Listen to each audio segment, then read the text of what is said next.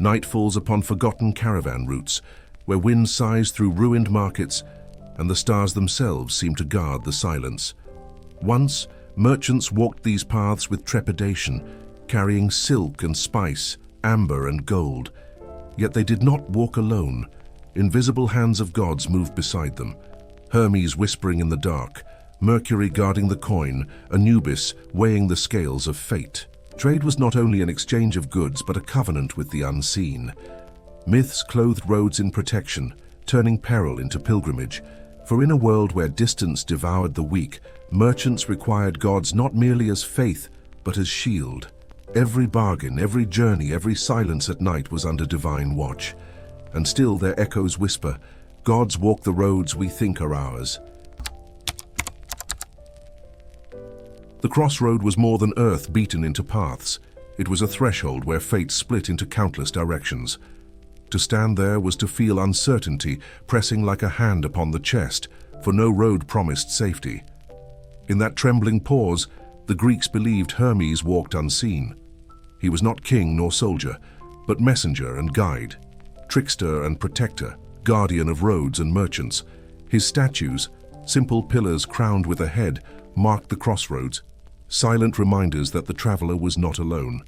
Men left offerings of coin, honey, or olive oil, small payments to buy his favor. For the road without Hermes was a road into peril. Hermes was born cunning. Myth tells he stole Apollo's cattle before his first sunset, then soothed his brother with gifts of music. Trickery was his first breath, negotiation his second. Merchants revered this ambiguity, for trade required both charm and deception. A buyer and seller never met as equals. Each sought advantage, each feared loss. Hermes sanctified the gray space between honesty and theft, reminding men that cleverness itself was divine. To cheat too boldly was to anger him, but to bargain shrewdly was to honor his gift. Under Hermes, trade was not sin but art. Markets pulsed with his spirit. In Athens, sellers lifted their voices like ritual chants, praising their wares while buyers countered with suspicion. Every coin passed carried risk. Was it pure silver or clipped? Every measure of grain might deceive. Yet under Hermes' gaze, the exchange was sacred, precisely because it was uncertain. The god of thresholds presided where certainty ended. Merchants whispered his name not in temples, but in the chaos of stalls, trusting that his mischief could protect them from worse mischief. They prayed not for fairness, but for survival, for fortune tilted by wit. To travel without invoking Hermes was unthinkable. Caravans departing at dawn paused before Herm pillars, pouring libations of wine onto dust.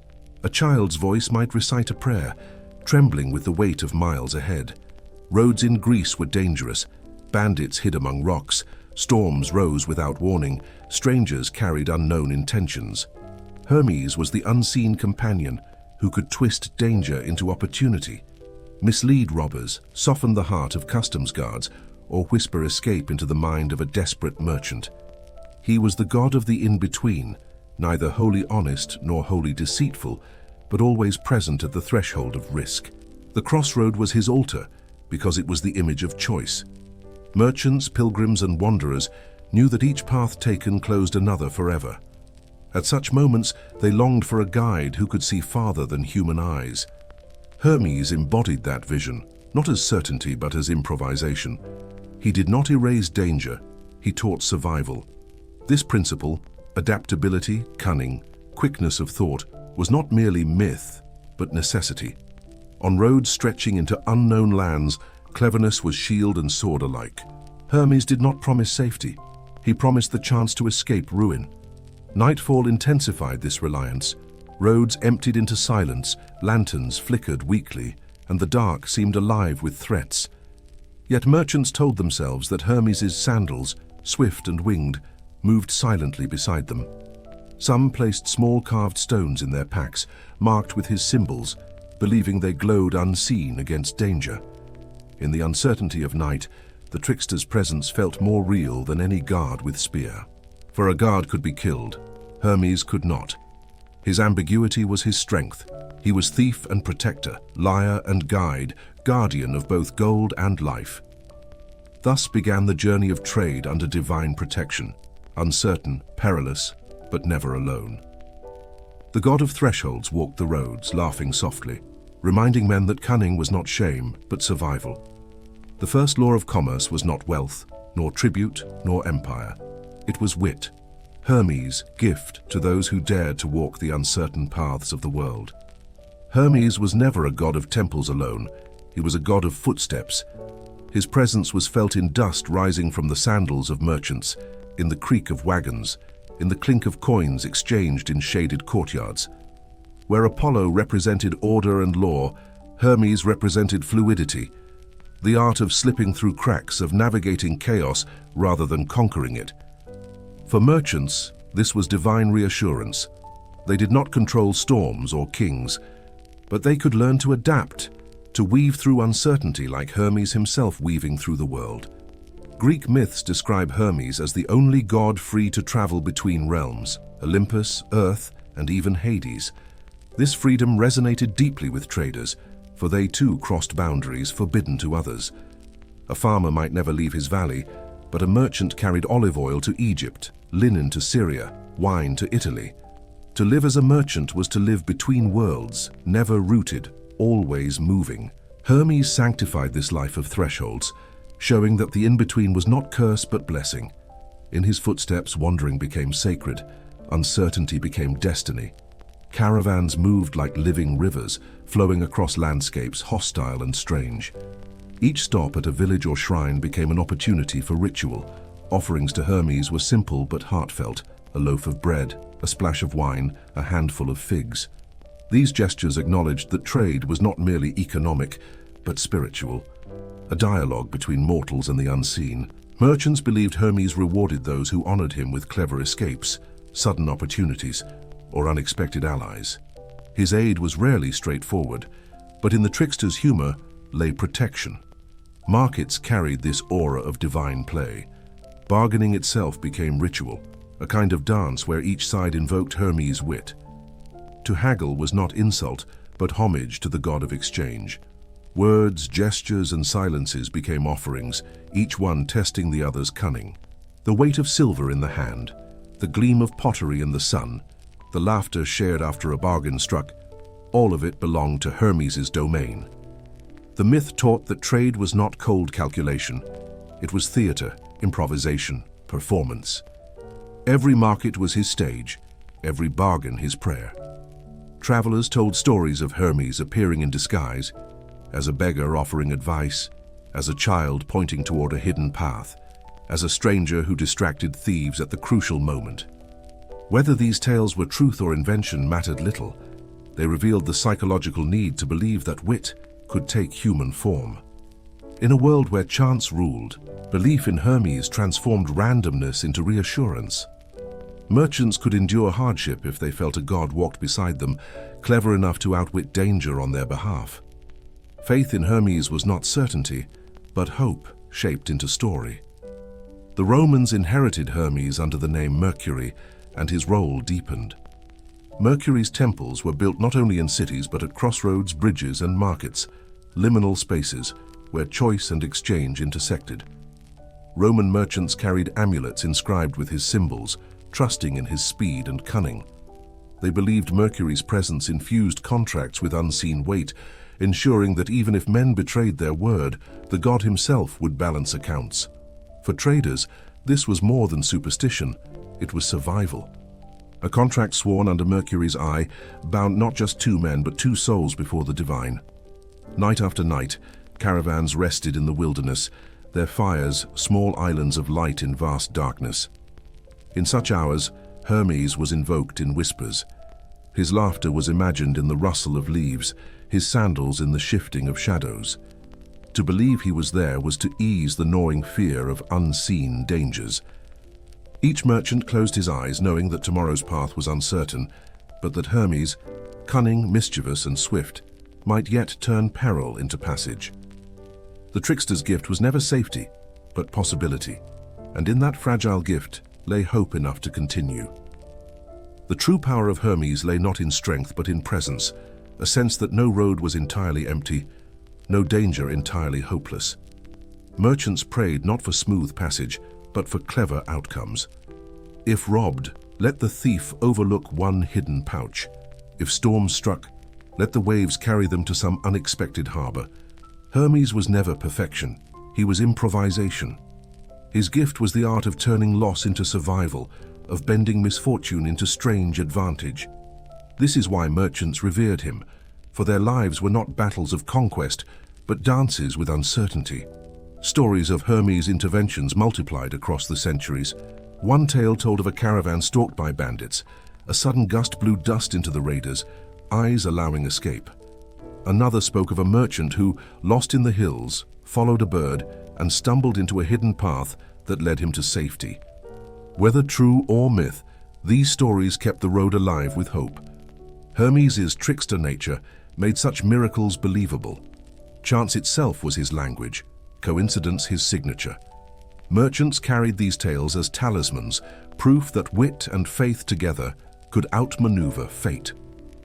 The psychological role of Hermes cannot be overstated. To walk a dangerous road without belief was to drown in dread. To walk with Hermes was to walk with a companion. His ambiguity comforted because he was both protector and thief. If even bandits prayed to Hermes, then merchants could trust he ruled both sides of the exchange.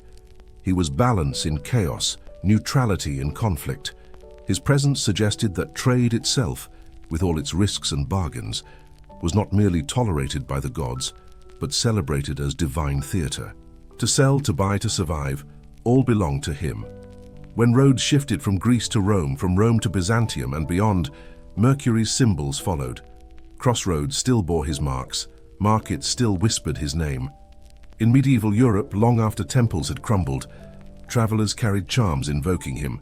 Even Christianity, though outwardly replacing old gods, absorbed fragments of Hermes in its saints of travel and commerce.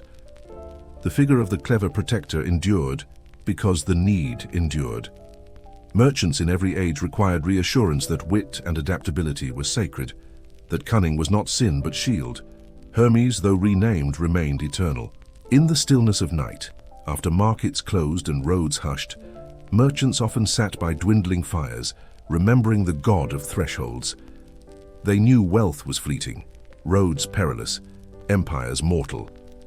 Yet they also knew that Hermes, born trickster and guide, outlasted them all. His laughter echoed in the shuffle of dice, in the shuffle of coins, in the shuffle of footsteps on dusty paths. To believe in him was to accept that uncertainty is not curse but life itself, for every road is a gamble, and every gamble is sacred when walked under his winged shadow. Thus the first law of myth in commerce is revealed: adaptability. Hermes teaches that no bargain is certain, no road secure, no empire eternal, but wit endures. Merchants who honored him carried not just goods but cunning, not just wealth but survival. The trickster's gift was not fortune, but the skill to live without certainty. And so, in the silence of crossroads, where paths split and futures tremble, Hermes still waits, laughing softly, offering guidance through ambiguity, guarding those bold enough to walk the road. In the heart of Egyptian markets, beneath the sun that burned gold across the Nile, every transaction carried more than profit. Grain was measured, cloth unrolled, jars of oil inspected. Yet merchants felt the gaze of a god upon their hands. It was Anubis, the jackal-headed lord of judgment, whose scales weighed not only the hearts of the dead, but the honesty of the living. To cheat in trade was to risk his disfavor, to place one's soul on scales that could tilt toward doom. Fairness was not convenience, it was survival of the spirit. Egyptians believed scales themselves were sacred, echoes of the cosmic balance known as Ma'at. Every measure of grain mirrored the weighing of the heart in the afterlife. Just as the dead stood before Anubis to prove their purity, so too did merchants stand before him in the marketplace. A stone weight might appear small, but its symbolism was immense.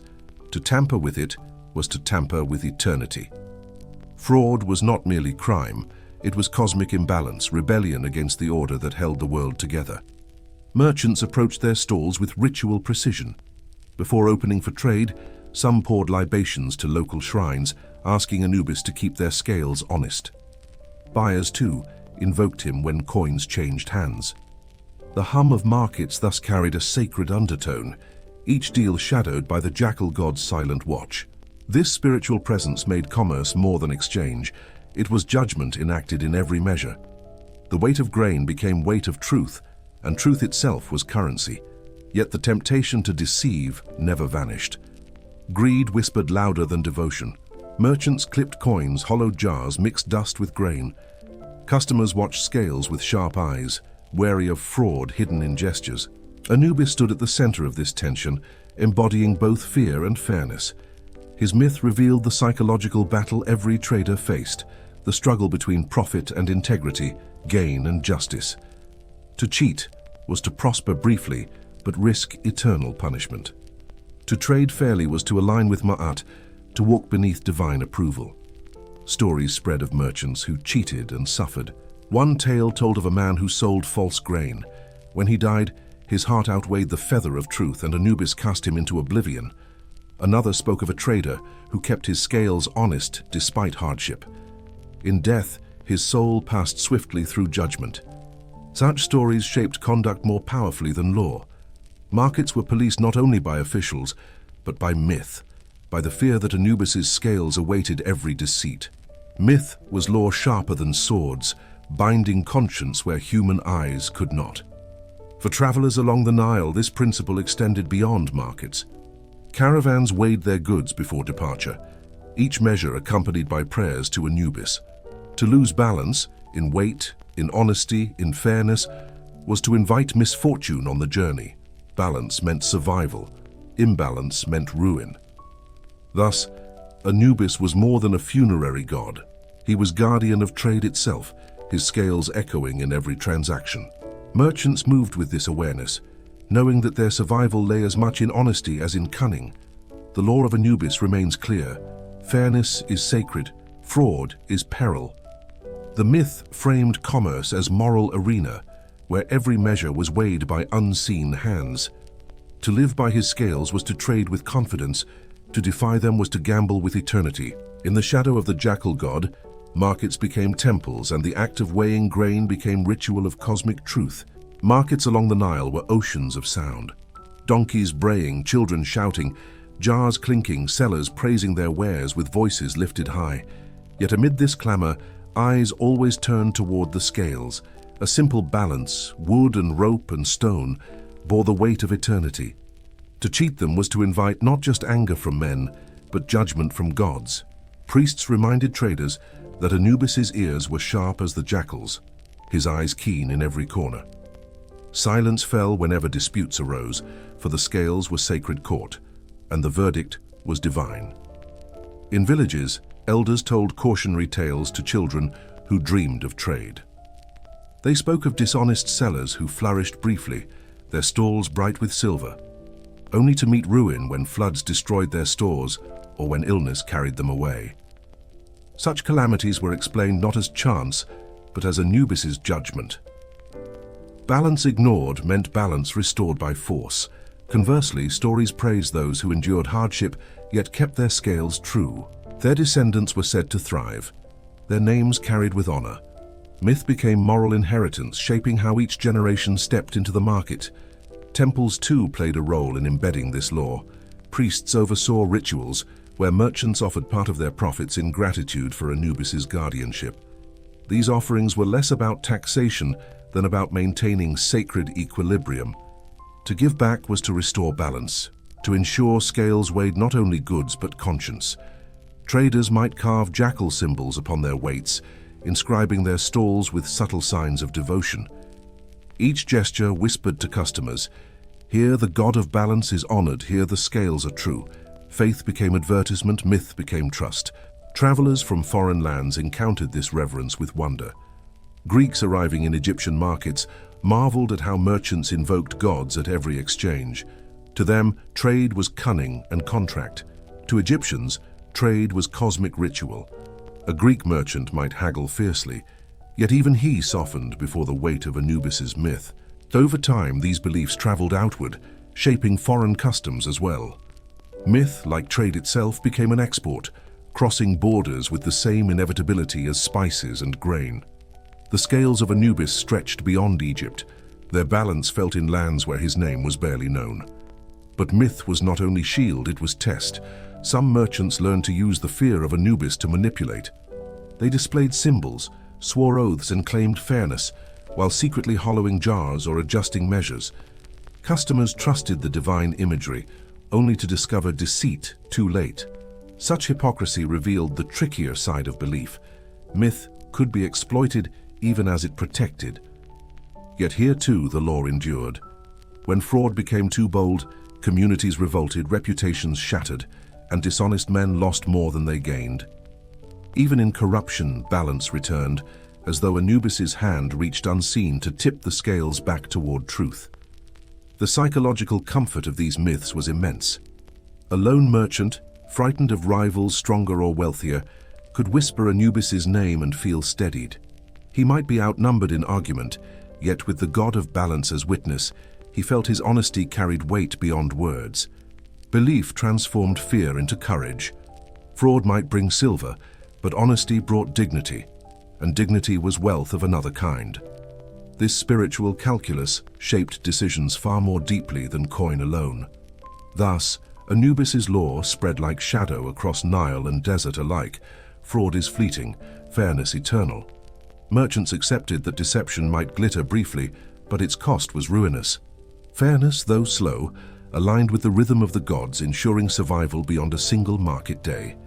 In the end, every heart, like every grain of wheat, would be weighed, and only those in balance could endure. The scales of Anubis were not merely symbols of judgment after death, they were mirrors for daily life. Every grain poured, every coin exchanged, every oath sworn carried the whisper of divine balance. To live under such a myth was to live carefully, aware that no act vanished into silence. Merchants did not measure alone, they measured before the gods. This constant awareness shaped commerce into ritual, ensuring that survival required honesty as much as cleverness. For in Egypt, dishonor weighed heavier than hunger. Travelers recorded how Egyptians saw cosmic order, Ma'at, reflected in the smallest dealings. A dishonest trader was not just untrustworthy, he was a threat to the very fabric of the world. By disturbing balance, he endangered not only himself but his community. In this sense, markets were sanctuaries, places where the cosmic order was tested daily. To cheat was to tear at the harmony that bound Nile, harvest, and heaven together. It was rebellion against the rhythm of existence, and punishment, whether by men or gods, always followed. Some myths told of Anubis walking the earth in disguise, testing merchants at their scales. If they weighed fairly, he blessed their journey with safety. If they cheated, he marked them for misfortune. These stories blurred the line between myth and memory, between rumor and ritual. Merchants told them not to terrify but to remind each other. Every hand upon a balance might be watched. Suspicion gave way to vigilance, and vigilance gave way to a culture where fairness was revered. Myth ensured accountability where laws could not reach, yet silence too was part of the myth. A merchant who cheated and prospered might seem untouched, but whispers followed him. Neighbors refused trust, partners withdrew, customers avoided his stall. Slowly, invisibly, his trade collapsed. Myth ensured consequences not always swift, but inevitable. To believe in Anubis was to believe that balance would always return, no matter how long it delayed. Fraud could sparkle for a season, but balance would prevail like the Nile's flood, washing away impurity and restoring harmony. As centuries turned, Anubis's image transformed from guardian of tombs into patron of judgment more broadly. His scales endured in Egyptian art, later echoed in Greek, Roman, and even Christian imagery of justice. Merchants across cultures came to recognize the archetype, fairness personified, balance as divine law. The figure of the jackal-headed god survived not because of temples but because of markets, because men needed him to stand watch where law and sword faltered. Myth adapted, but its weight never lessened. In the modern world, scales still dominate the imagery of commerce and law. Courthouses display them, currencies rely on their symbolism, contracts rest upon their unseen weight. BRICS nations, like ancient empires, must balance honesty with ambition, trust with rivalry.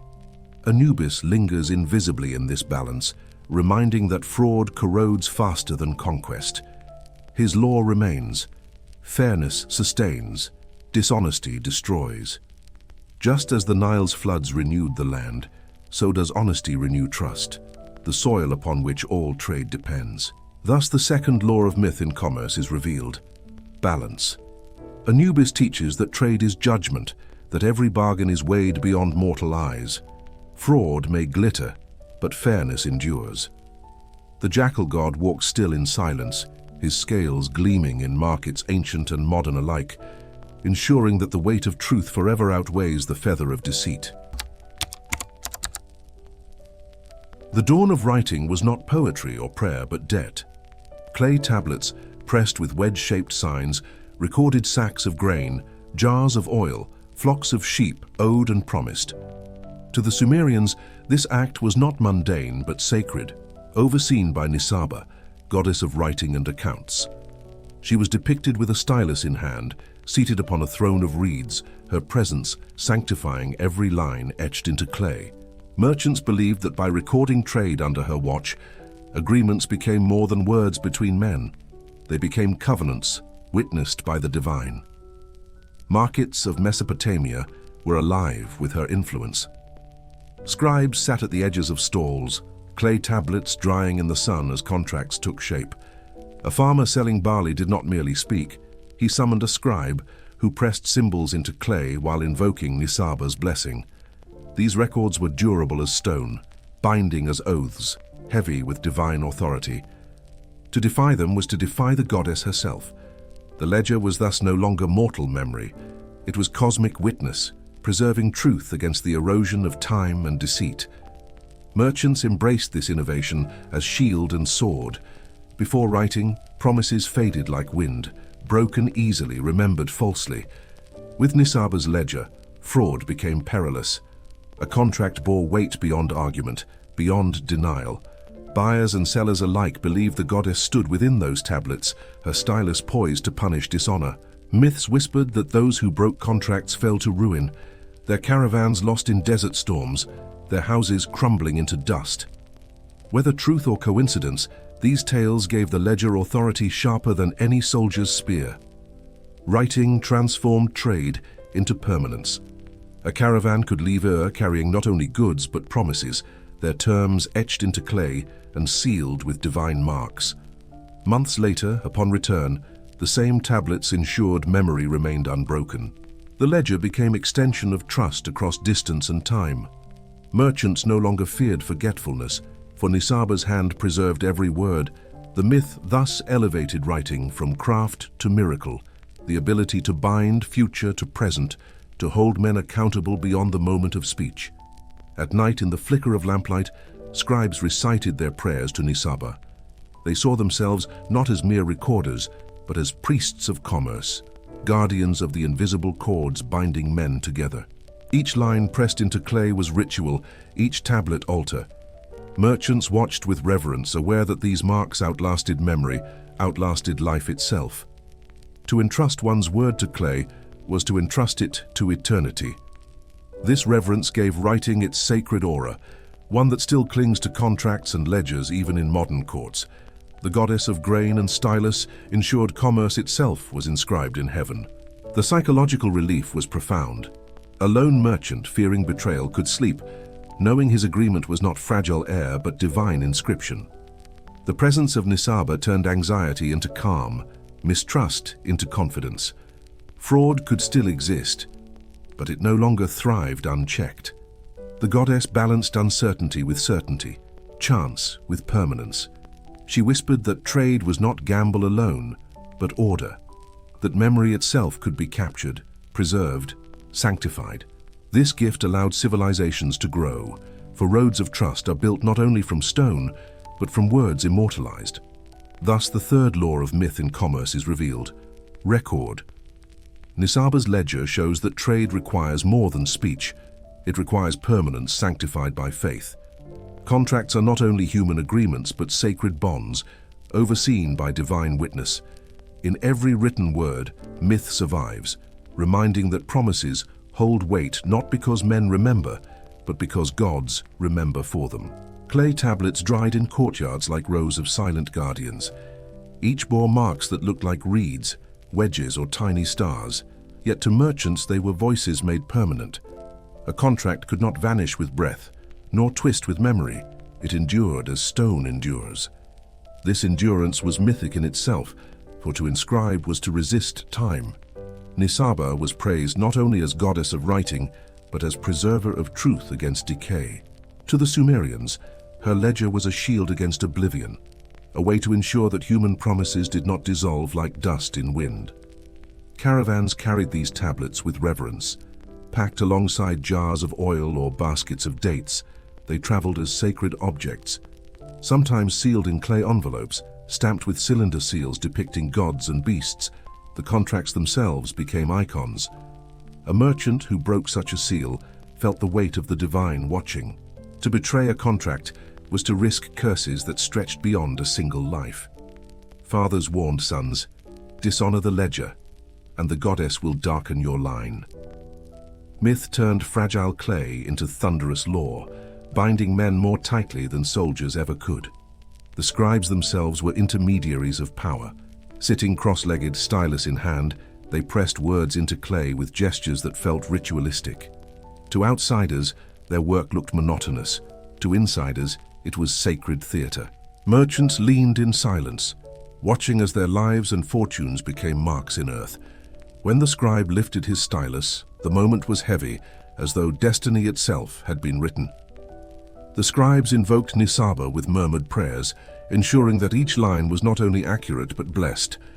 Their authority was absolute, for they alone spoke both human and divine language. Fraud shifted shape under this system.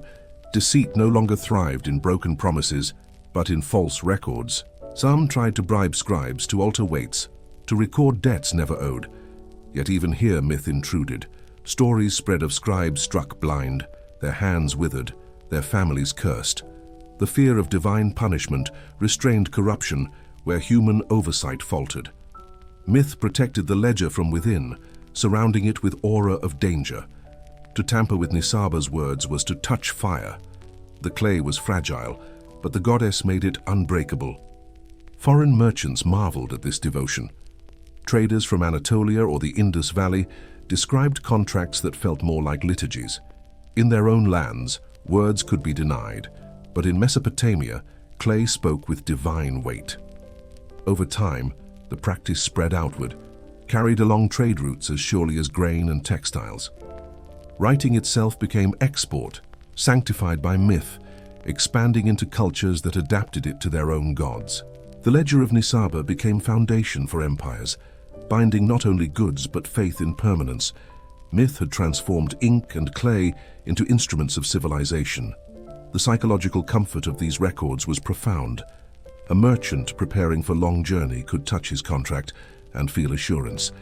His goods might be stolen, his caravan attacked, but the record endured, waiting in the city as proof of his rights. The ledger gave continuity across absence, bridging distance with trust. To believe in Nisaba was to believe in memory that never faltered, in witness that never slept. This faith allowed men to risk, to send caravans across deserts, to extend credit across seas. Myth was not decoration, it was the backbone of courage. Thus, the ledger of Nisaba was not merely writing, it was covenant. Each tablet carried weight of the goddess, each contract an extension of divine will. To betray it was to invite ruin. To honor it was to ensure survival. The clay tablets still survive today, silent yet eloquent, their wedge marks carrying voices from 5,000 years past. They prove that myth and commerce are not strangers, but partners, each sustaining the other. Nisaba's law remains. Promises endure when they are written in faith, guarded by gods who remember even when men forget. Clay tablets endure as relics not only of trade but of faith. Thousands have been unearthed, their wedge marks still crisp, their surfaces scarred by hands that pressed them millennia ago. When read today, they speak of barley exchanged, debts promised, wages paid. Yet beneath these mundane lines lies myth. To inscribe was to summon Nisaba, to call her gaze upon human dealings. Each tablet was a prayer disguised as contract, a hymn carved in clay, affirming that memory itself could be sacred. Writing was not invention alone, it was invocation. Merchants came to see contracts as invisible companions. A tablet waiting in the temple archives meant they were never truly absent, even when far across deserts. Their words lived without them, guarded by divine witness. This was revolutionary. The merchant's presence was no longer required to enforce trust. The goddess carried his promise, her ledger binding even in silence. Such continuity expanded horizons, enabling larger caravans, longer distances, more complex webs of exchange. The world widened because Nisaba kept it woven together, but myths also warned of arrogance. A trader who mocked the goddess, who trusted only in his own cunning, was said to find his records shattered, his debts recalled without mercy. Some stories told of entire archives destroyed by fire as punishment for dishonesty, while faithful merchants found their tablets miraculously preserved. Whether allegory or memory, these tales reinforced humility before the stylus.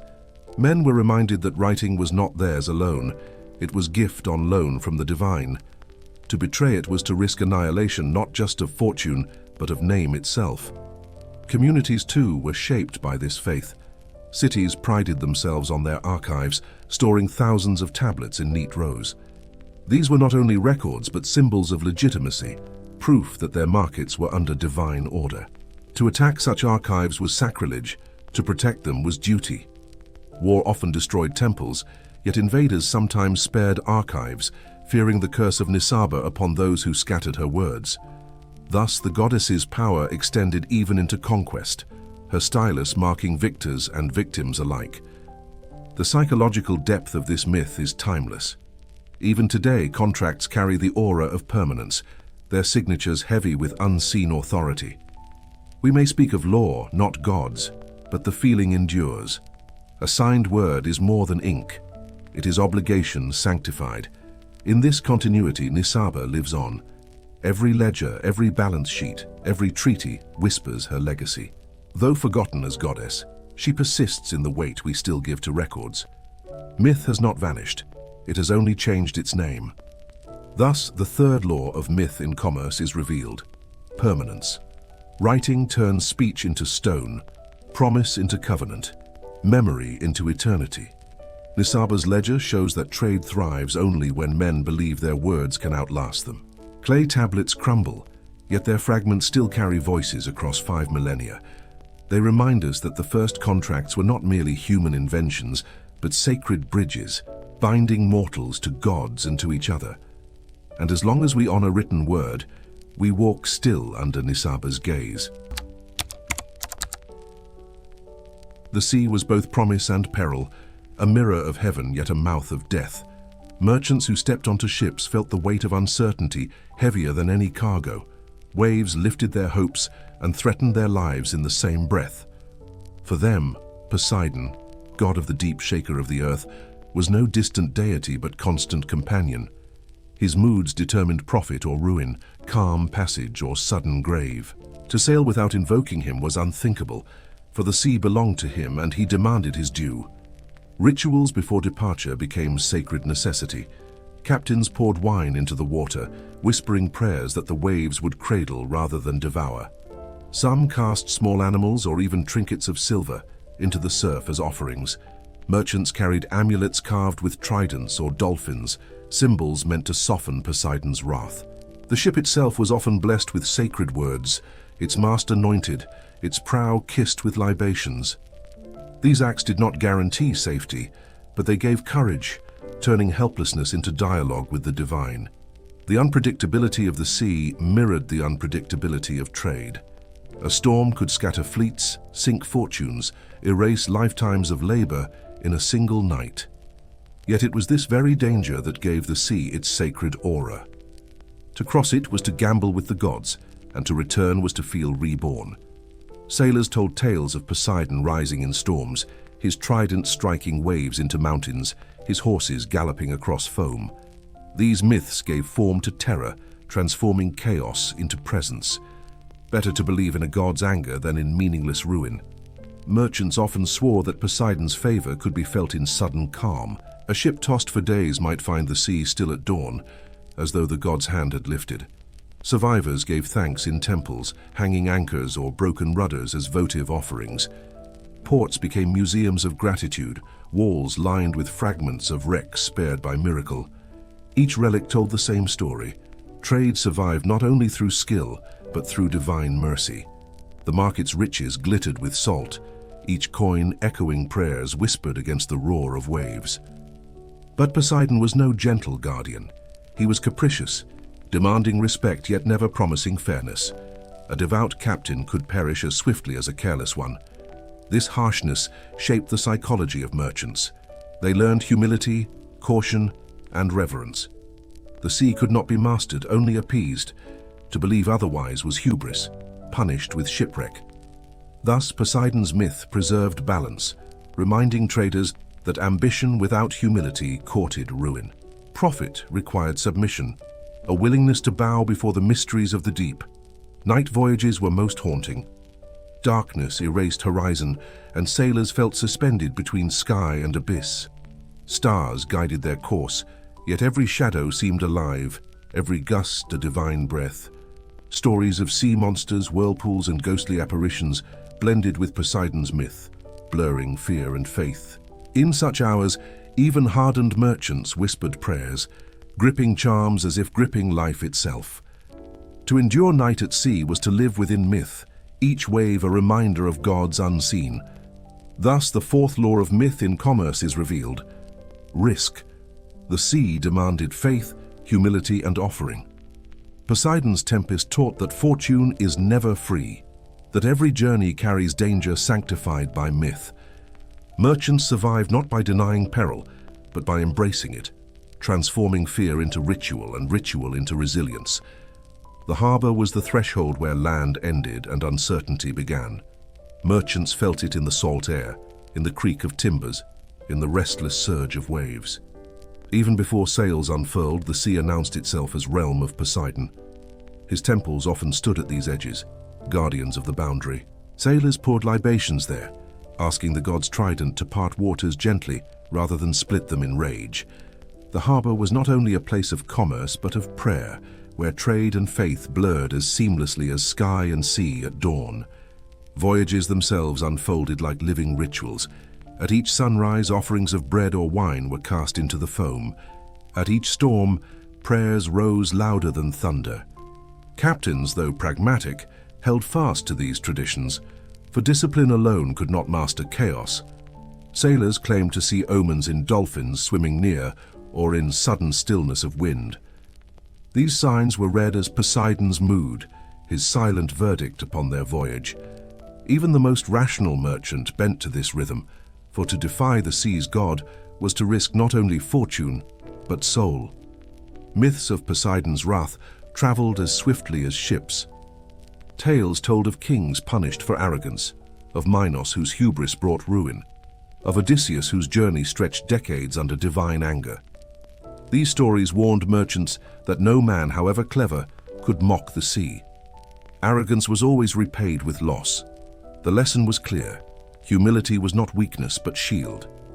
By bowing to Poseidon, traders acknowledged their limits. Their wealth might fill holds, but survival belonged to forces greater than themselves. Myth made humility sacred, turning fear into reverence. Communities built their prosperity upon this bargain. Islands that depended on sea trade erected shrines where merchants offered a portion of their profit upon safe return. These offerings became part of the economy itself, markets enriched by divine gratitude. Temples of Poseidon gleamed with gold, not hoarded, but given in thanks. To withhold such tribute was unthinkable, for survivors knew their lives hung upon the god's caprice. Thus, religion and commerce became inseparable. Trade was not mere exchange, but covenant. Even disputes were resolved under Poseidon's shadow. When merchants quarreled over wrecks or lost cargo, judgments often invoked divine will. If goods sank, it was Poseidon's claim. If they washed ashore, survivors debated whether the god intended restitution. Courts of men reflected courts of myth, their verdicts shaped by unseen waves. This belief tempered greed, for none wished to steal what the god had already taken. Myth turned wreckage into offering, preventing bloodshed over ruins. Balance was preserved not by law alone, but by reverence for Poseidon's unseen decree. Night journeys revealed the depth of this faith. Sailors lit small lamps at the bow, their flames trembling against vast blackness. They whispered hymns while stars wheeled above, trusting that Poseidon would guide them through waters without shore. Fear was constant, yet it was softened by ritual. Myth gave form to dread, shaping chaos into a presence that could be appeased. Without Poseidon, the sea was emptiness. With him, it was dangerous but purposeful. To believe in his tempest was to believe survival had meaning, even if fragile. Thus, the second movement of Poseidon's law is clear: reverence. Trade across the sea was never secular. Each voyage was prayer, each profit tribute, each loss divine lesson. The god of storms made risk sacred, teaching that reverence was not ornament but necessity. Only those who bowed survived the bargain. Poseidon's power lingered not only in storms but in memory. Survivors of shipwrecks told stories for generations, shaping entire cultures' view of the sea. A sailor who returned from the brink spoke as though he had conversed with the god himself, his tale becoming both warning and hymn. These narratives, retold in markets and temples, reinforced the belief that the ocean was no neutral element. It was alive, listening, watching, punishing arrogance and rewarding humility. Myth gave the sea voice, and that voice became law. Merchants depended upon these stories as much as upon maps. They carried warnings of cursed shoals, of harbors blessed by the god, of routes safer beneath his gaze. Though not all details were true, the myth itself shaped behavior. Captains avoided waters said to be claimed by Poseidon's anger, while pilgrims sought ports where his blessing lingered. Commerce thrived within the boundaries myth created. The ocean was vast, but myth charted it, transforming uncertainty into ritualized order. Without such stories, the sea would have been unbearable, its vast silence too heavy to face. Temples at coastal cities became not only places of worship, but archives of gratitude. Walls bore inscriptions of voyages survived, offerings testified to perils overcome. Broken masts, anchors, and even whole ship prows were dedicated as tokens. To walk among these relics was to walk among miracles, each one a dialogue between men and Poseidon. Merchants felt reassured, for their struggles were not unique.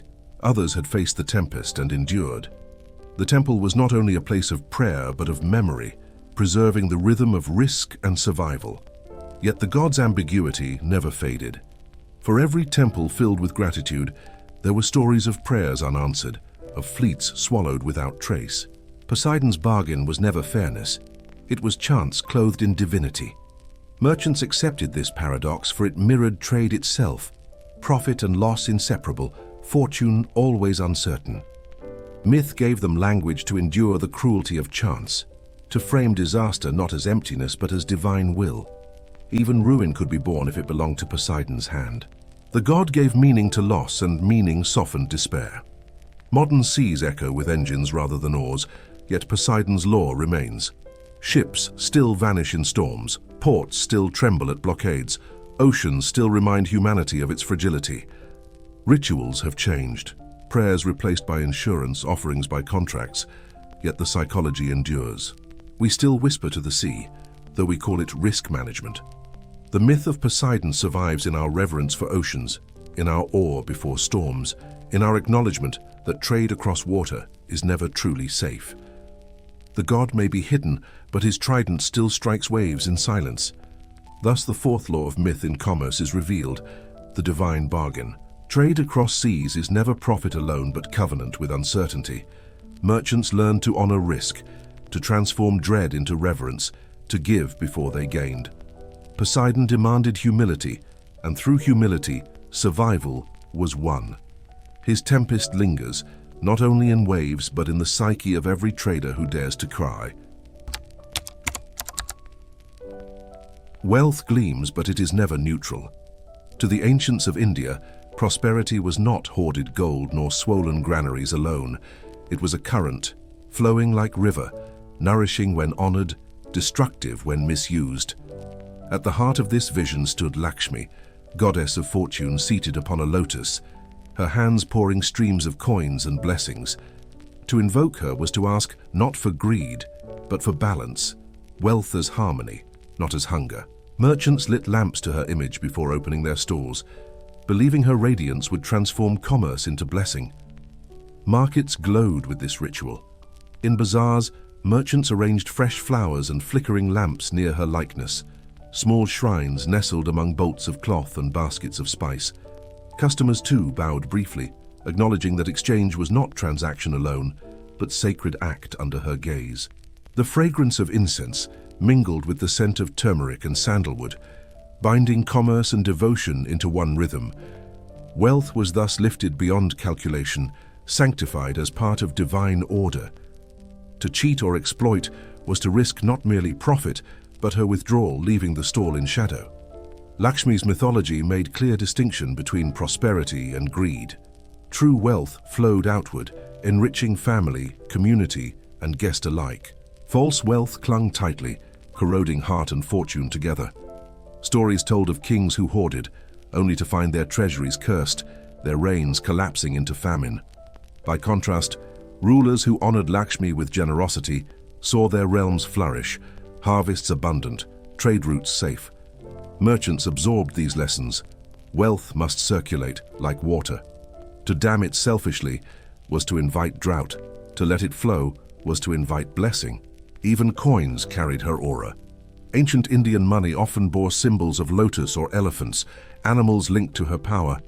To hold such coin was to feel her presence, a reminder that prosperity itself was divine trust. Merchants treated their earnings with reverence, offering first profits at temple shrines before keeping balance for themselves. This ritual anchored wealth within gratitude. Profit was not shameful, but it required humility. The goddess smiled not upon avarice, but upon fairness, upon generosity, upon joy shared. Caravans carried her devotion far beyond India's rivers. Traders journeying across deserts or seas brought her small icons, setting them upon crates at night, whispering prayers for safety and good fortune. Foreign merchants, seeing her radiant form, marveled at the devotion with which she was honored. In time, her myth blended into wider trade networks, her image appearing in unexpected places. She became symbol not just of India's markets, but of trade's universal truth. Wealth must serve, not enslave. Her radiance crossed borders as surely as silk or spice. The psychological role of Lakshmi was profound. Merchants lived in constant tension. Profit demanded cunning, yet myth demanded fairness. By invoking her, they found compass, a balance between ambition and duty. She allowed them to prosper without shame, to see wealth as river rather than pit. In her radiance, commerce became not exploitation but offering, not hunger but harmony. Each deal became prayer, each coin a blessing. The market was not battlefield but temple, lit by lamps of devotion and fragrance of flowers. Thus the fifth law of myth in commerce is revealed. Prosperity flows. Lakshmi teaches that wealth is sacred when shared, destructive when hoarded. The radiance of fortune is not possession but circulation. Merchants who honored her carried prosperity as blessing. Those who ignored her drowned in greed. Her lotus blooms still, reminding that true wealth is harmony between profit and generosity, between possession and release. Evenings in Indian bazaars carried an air of sanctity. As lamps flickered to life, merchants paused their bargaining to light diyas for Lakshmi. Tiny flames lined thresholds, spilling golden glow across stalls of grain, gems, and silk. Customers lingered in this atmosphere, knowing they were not merely shopping, but entering sacred space. The goddess was believed to walk the markets at dusk, choosing whose lamps shone brightest, whose hearts radiated gratitude rather than greed. To neglect her at this hour was perilous. Fortune, once slighted, could vanish as swiftly as flame in wind. Stories reinforced this fragile balance. Legends told of Lakshmi departing households where quarrels or miserliness reigned, leaving behind emptiness despite overflowing coffers. Conversely, she was said to dwell joyfully in homes of generosity, where even modest meals were shared with strangers. Merchants absorbed these lessons in ritualized behavior. After successful days, many distributed portions of their goods to the poor, believing Lakshmi's smile widened with every act of giving. Their generosity was not charity alone, but investment in divine favor, ensuring prosperity would return. Festivals magnified this devotion. During Diwali, markets transformed into rivers of light, every stall and home glowing with lamps. Merchants cleaned ledgers seeking to begin new accounts under her blessing.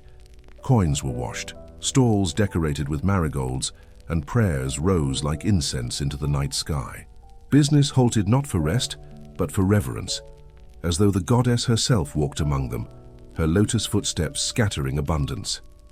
The festival was a reminder that wealth was not random, but relational, born of harmony between human effort and divine grace.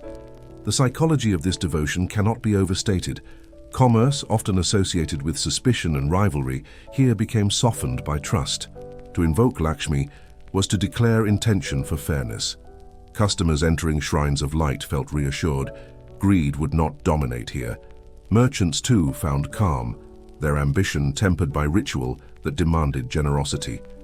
The market was shielded from descent into chaos by this shared myth, which bound competitors together in reverence for a common goddess. Trade was not battlefield, but symphony, every deal an echo of divine music. Yet Lakshmi's law was also warning. She was fickle toward arrogance, quick to abandon those who worshipped gold more than gratitude. Myths described kings who built treasuries vast enough to dazzle, only to find famine gnawing at their land. The goddess had withdrawn, leaving glittering wealth hollow. Merchants retold these tales as caution. Profit pursued without reverence collapses. To hoard was to insult the goddess, to choke the river of prosperity until it dried. The flow must remain, for stagnation was death. Caravans carried these beliefs across borders. Foreign traders learned to bow at her shrines, whether out of faith or prudence. They saw that devotion was woven into commerce, that profit required ritual. Some even adopted fragments of her worship, lighting lamps in foreign lands to secure her blessing. In this way, Lakshmi's radiance transcended geography, her lotus opening in distant markets. She became symbol not only of India, but of trade's universal truth.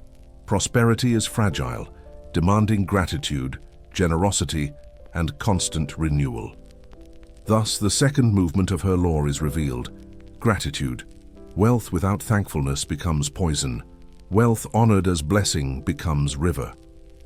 Lakshmi's radiance ensured merchants remembered that fortune was not earned alone, but received, nurtured, and shared. Gratitude turned profit into prosperity, and prosperity into harmony. The radiance of Lakshmi was not confined to stalls or shrines. It lived within the rhythm of daily life. Families welcomed her presence each morning with prayers, believing that the first act of dawn shaped the day's fortune. Merchants opened their doors with offerings of rice and flowers, whispering invocations as sunlight struck their wares. Children learned early that cleanliness, hospitality, and generosity invited the goddess to linger. Wealth was not separate from virtue, it was proof of it. When harmony reigned, Lakshmi stayed. When discord ruled, she departed in silence. Legends taught that her presence was fragile. She could not be chained by gold nor captured by greed. She came lightly, her lotus feet touching where gratitude blossomed, her smile fading where arrogance grew. One story told of a wealthy merchant who hoarded so fiercely that he never shared, not even with kin.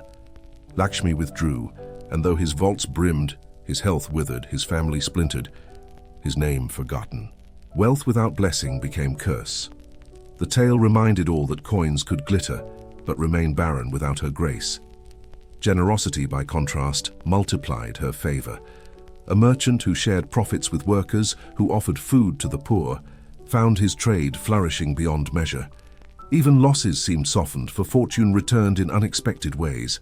The goddess was believed to walk invisibly through acts of kindness, pouring unseen blessings like the endless coins from her hands. Prosperity was never linear. It was cyclical, flowing outward and back.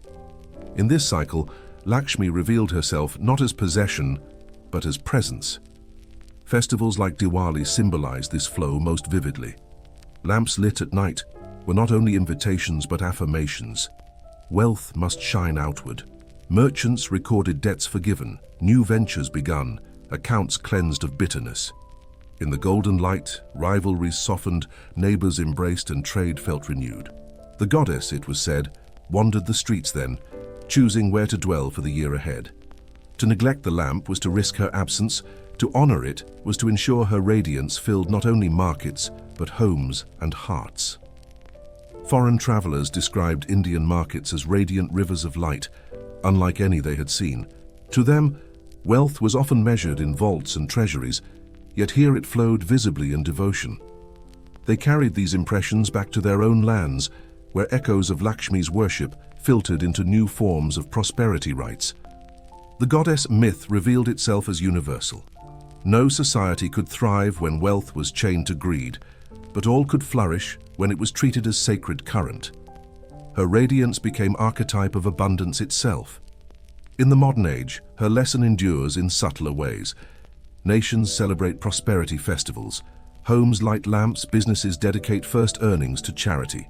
Even global economies, clothed in numbers and contracts, still revolve around belief that prosperity must flow. When it stagnates in hoarding, societies fracture. When it circulates, they thrive. Lakshmi's law whispers through centuries. Prosperity is not accumulation but motion, not greed but gratitude. She remains unseen yet luminous, wherever wealth is honored as blessing. Thus the fifth law of myth in commerce is revealed: circulation. Lakshmi's radiance teaches that fortune thrives only when it moves, through markets, through families, through acts of generosity. To hoard is to lose, to share is to multiply. The goddess of the lotus still pours coins into the world, but her gift shines only where gratitude welcomes her, where greed has no hold. Merchants knew this truth, and so must we. Prosperity is river, not vault. Her radiance flows eternal as long as we let it move. Before gold, before silver, before minted coins gleamed in markets, knowledge itself was the highest currency. For the Norse, this truth was embodied by Odin, the All-Father, who sacrificed one of his eyes for wisdom and sent his two ravens, Hugin and Munin, thought and memory, to fly across the world each dawn. At night they returned to his shoulders, whispering secrets of distant lands.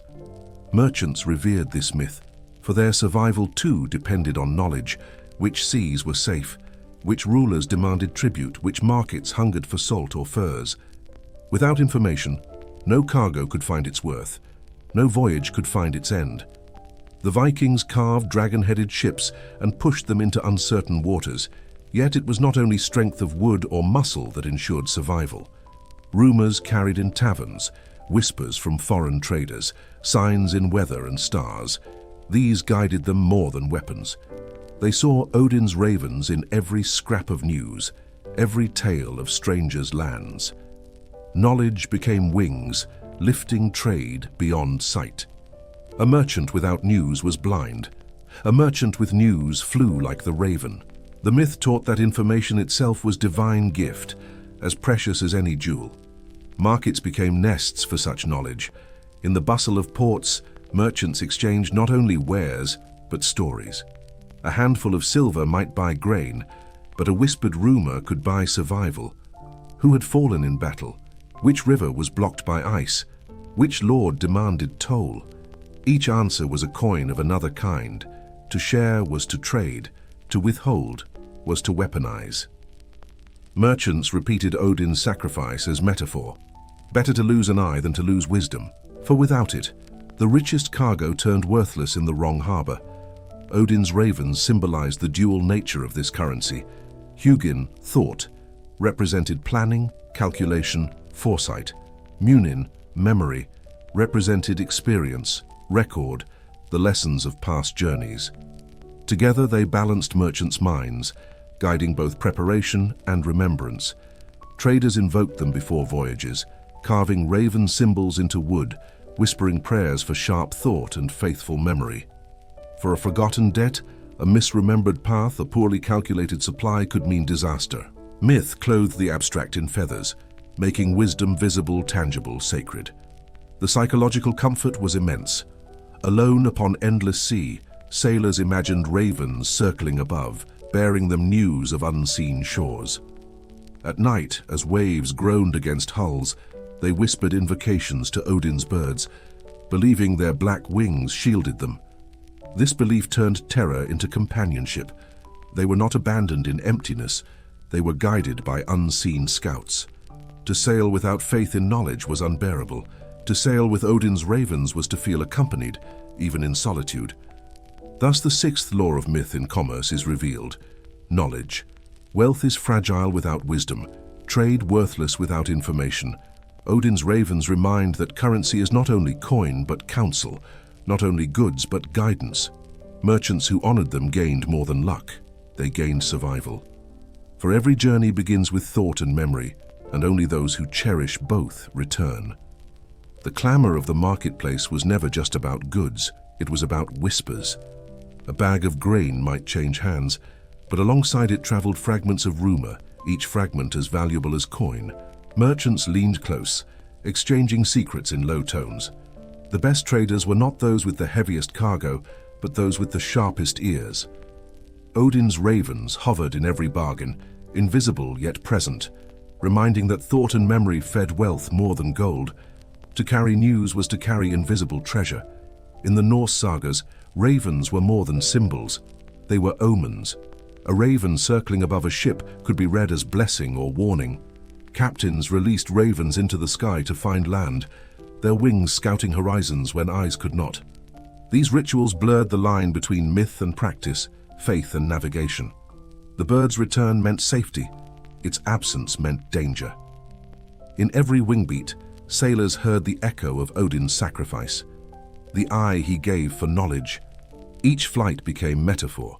Risk transformed into revelation. Information traveled faster than caravans, faster than fleets. News of a storm might reach a distant port before the waves themselves.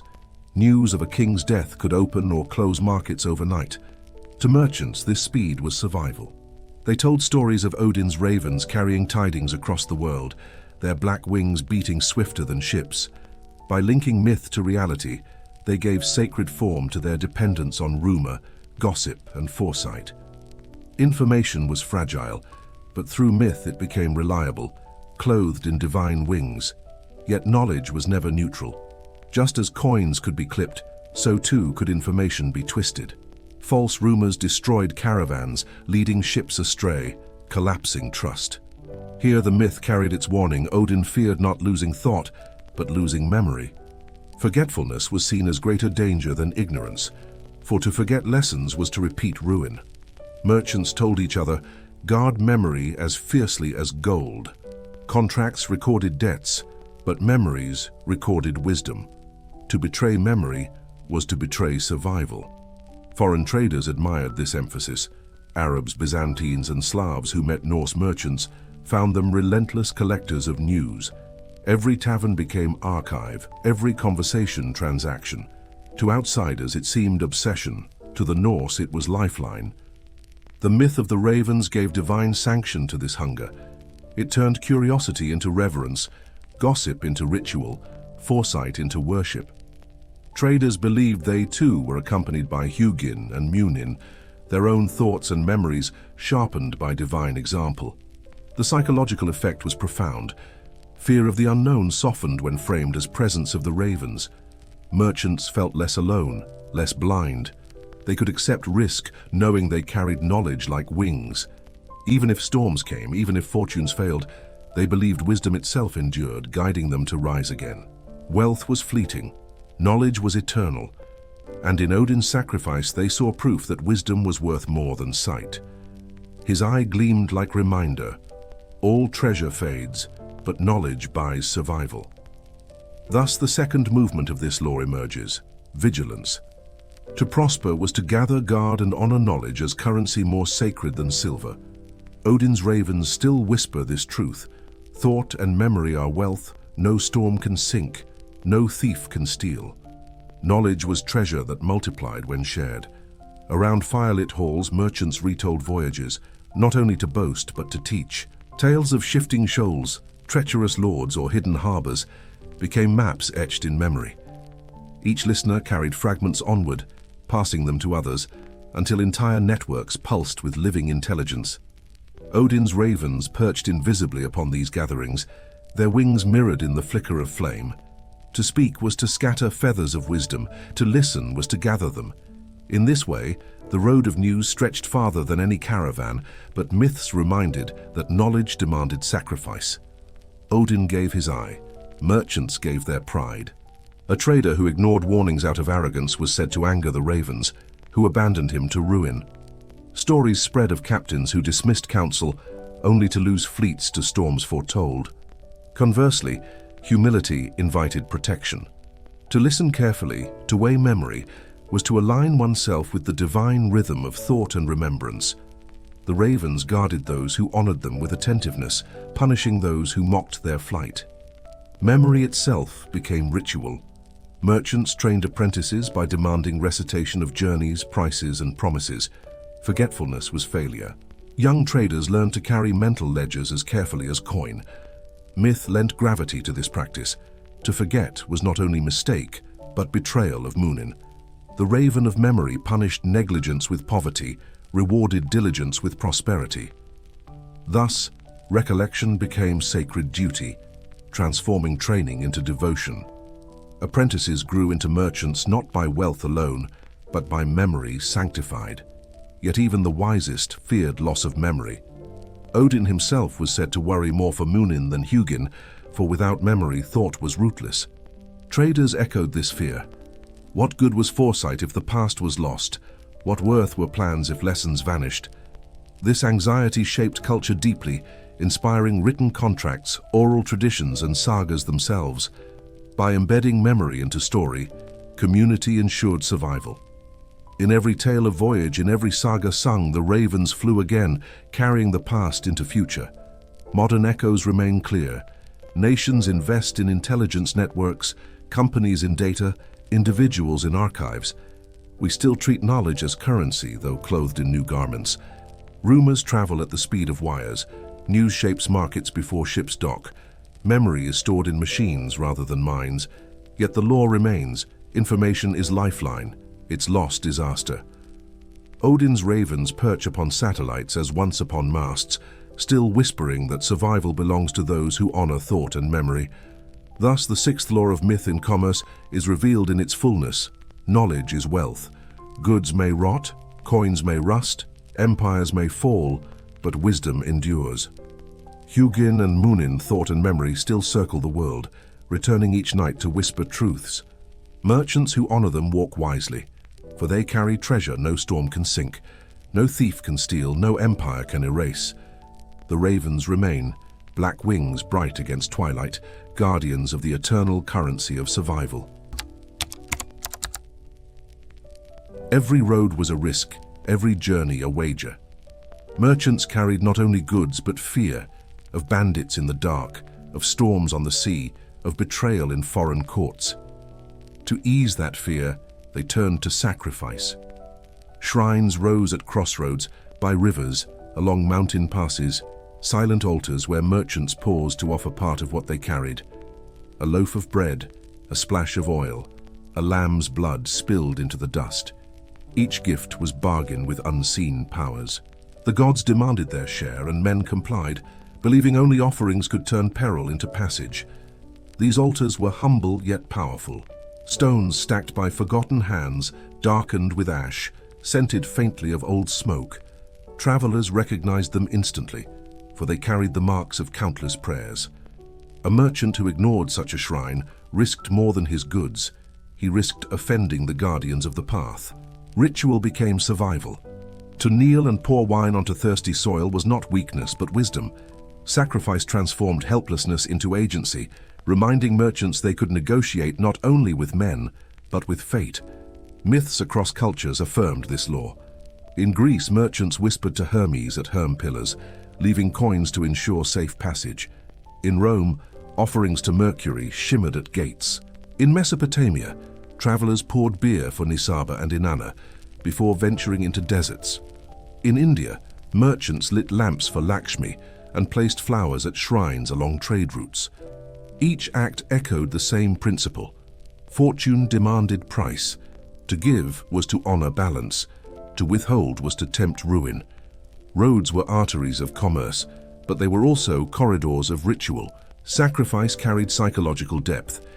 To surrender part of one's wealth was to acknowledge mortality, to share vulnerability with the divine. Fear, once unbearable, became bearable when reframed as offering. If disaster struck, survivors consoled themselves. We gave, but the gods wanted more. If journeys succeeded, they rejoiced. The gods accepted and spared us. Sacrifice thus bound success and failure into narrative, transforming chaos into meaning. No loss was meaningless, no profit purely luck. All flowed within sacred bargain. Night intensified these rituals. Caravans halted before altars at dusk, their fires glowing against desert dark. Merchants whispered prayers as jackals howled in distance, believing unseen gods walked nearer at night. Some scattered handfuls of grain upon the ground, others slaughtered goats whose blood stained the stones. These offerings were left in silence, with no expectation of reply. The altar did not speak, yet its silence reassured. It was enough to know the gift was given, the bargain made. Fear dimmed, and sleep came easier beneath its shadow. Yet myths also warned against excess. Too little offering risked anger, too much offering courted greed. Balance was essential. The gods, like markets, demanded fairness, not folly. Merchants who sacrificed all were mocked as fools. Those who sacrificed nothing were cursed as arrogant. To give rightly was art, an act of judgment passed down through generations. Fathers taught sons how much oil to pour, how much bread to break, how much silver to surrender. These calculations became part of trade itself, as vital as weights, measures, and ledgers. Thus the seventh law of myth in commerce is revealed: sacrifice. Trade requires loss, deliberate and sacred, to secure survival. The silent altars of the road taught merchants that fortune has price, that offerings soften peril, that safety is never free. Sacrifice was not superstition, but strategy, transforming fear into faith, uncertainty into covenant. And so every journey began not with profit, but with loss, loss that opened the road ahead. Sacrifice was never only material, it was ritual of intention. Merchants believed that the gods cared less for the value of the offering than for the sincerity behind it. A handful of figs, a cup of milk, a strip of cloth torn from one's cloak, each was accepted if given with reverence. This principle gave comfort to those with little, for even the poorest traveler could win divine favor. The altar's stones did not weigh wealth, they weighed devotion. In that balance, all merchants stood equal. Caravan routes across deserts bore countless such shrines. Some were simple piles of stone, others elaborate with carved reliefs of gods or animals. Travelers refreshed them as they passed, placing new stones, pouring oil, leaving scraps of food.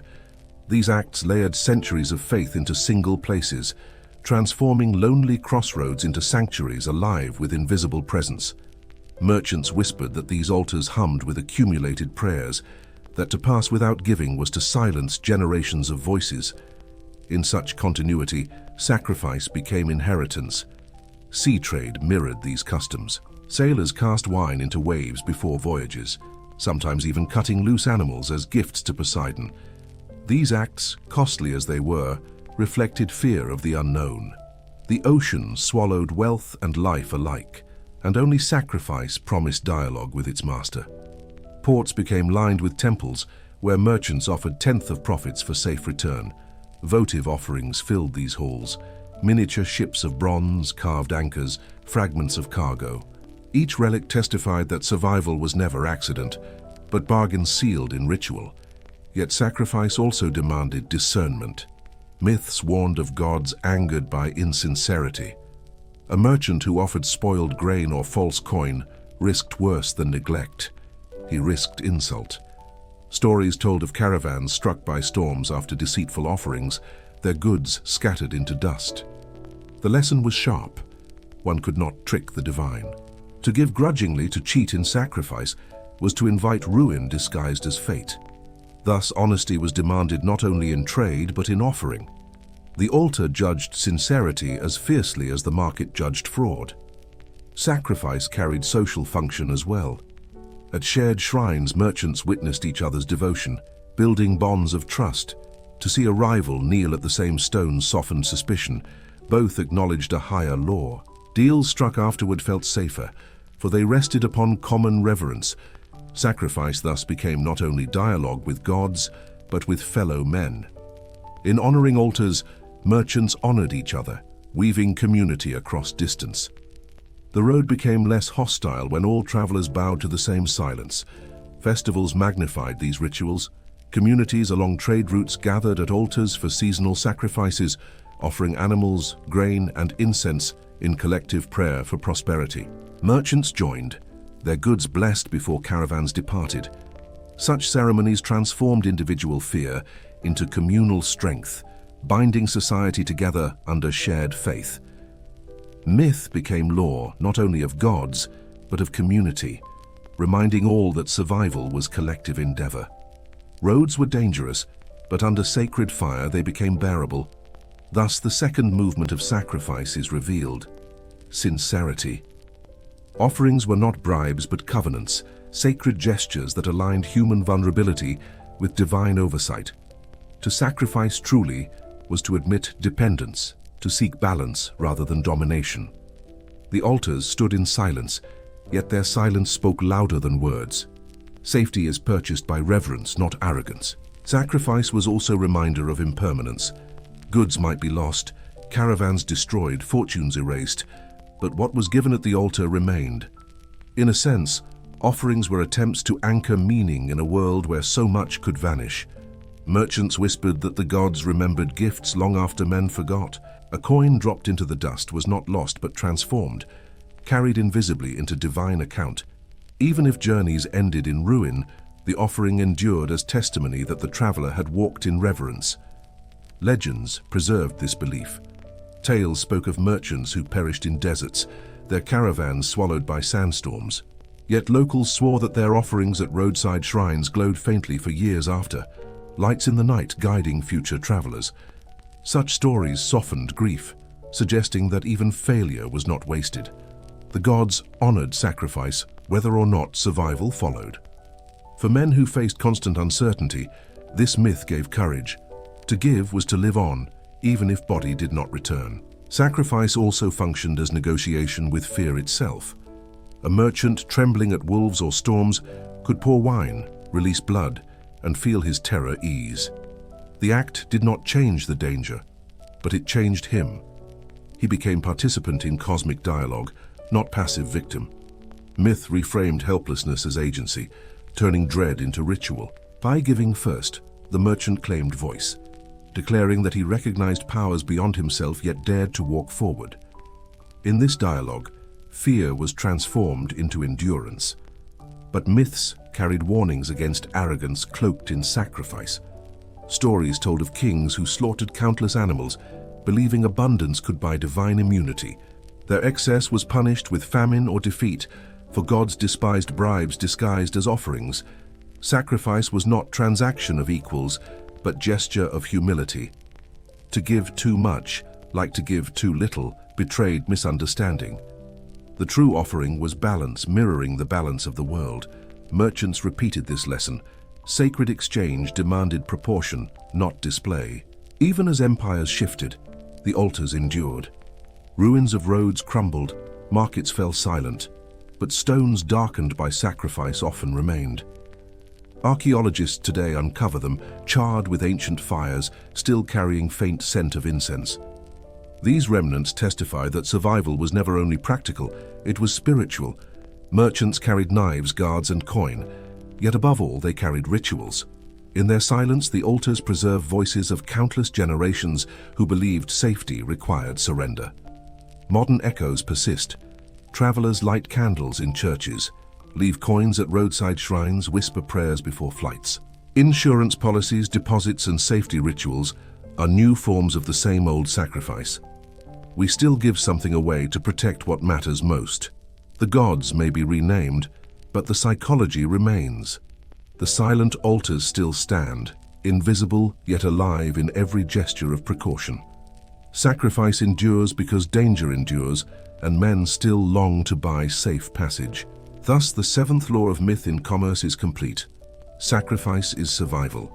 The silent altars taught merchants that fortune is never free, that every journey requires offering, that humility opens paths, arrogance cannot. To give was to acknowledge mortality, to bow before mystery, to weave oneself into balance greater than gold. And so beneath desert stars and ocean waves, merchants left pieces of their wealth upon stones, buying not certainty, but courage. Their sacrifices still echo, silent yet radiant, reminding us that every step into danger is paid for first at the altar. The market was not only a place of barter, it was a sanctuary of human desire. Beneath its awnings, where spices perfumed the air and fabrics shimmered in the sun, men and women gathered as though in ritual. Every exchange felt like prayer, every coin a small offering, every bargain a hymn to survival. To walk among the stalls was to feel the pulse of life itself, a heartbeat echoing the temples nearby. In many cities, the two stood side by side. Shrine and market, altar and stall, faith and commerce interwoven into single breath.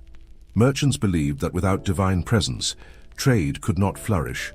A stall decorated with amulets, flowers, or incense signaled not only wealth but blessing. Customers paused at these shrines, murmuring prayers before weighing goods. To cheat in such space was to risk divine wrath, for the gods walked invisibly between stalls. Lakshmi in India, Hermes in Greece, Mercury in Rome, and countless local spirits turned markets into temples of exchange. The sacred shimmered within the ordinary, reminding all that wealth was more than profit. It was favor bestowed.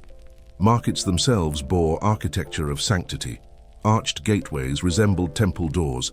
Carved stones bore inscriptions invoking gods of fortune, and fountains in the center acted as purifying basins. To bathe hands before trade was ritual as much as hygiene. The clamor of bargaining echoed like chant, rhythmic and deliberate, rising and falling with cadence of liturgy.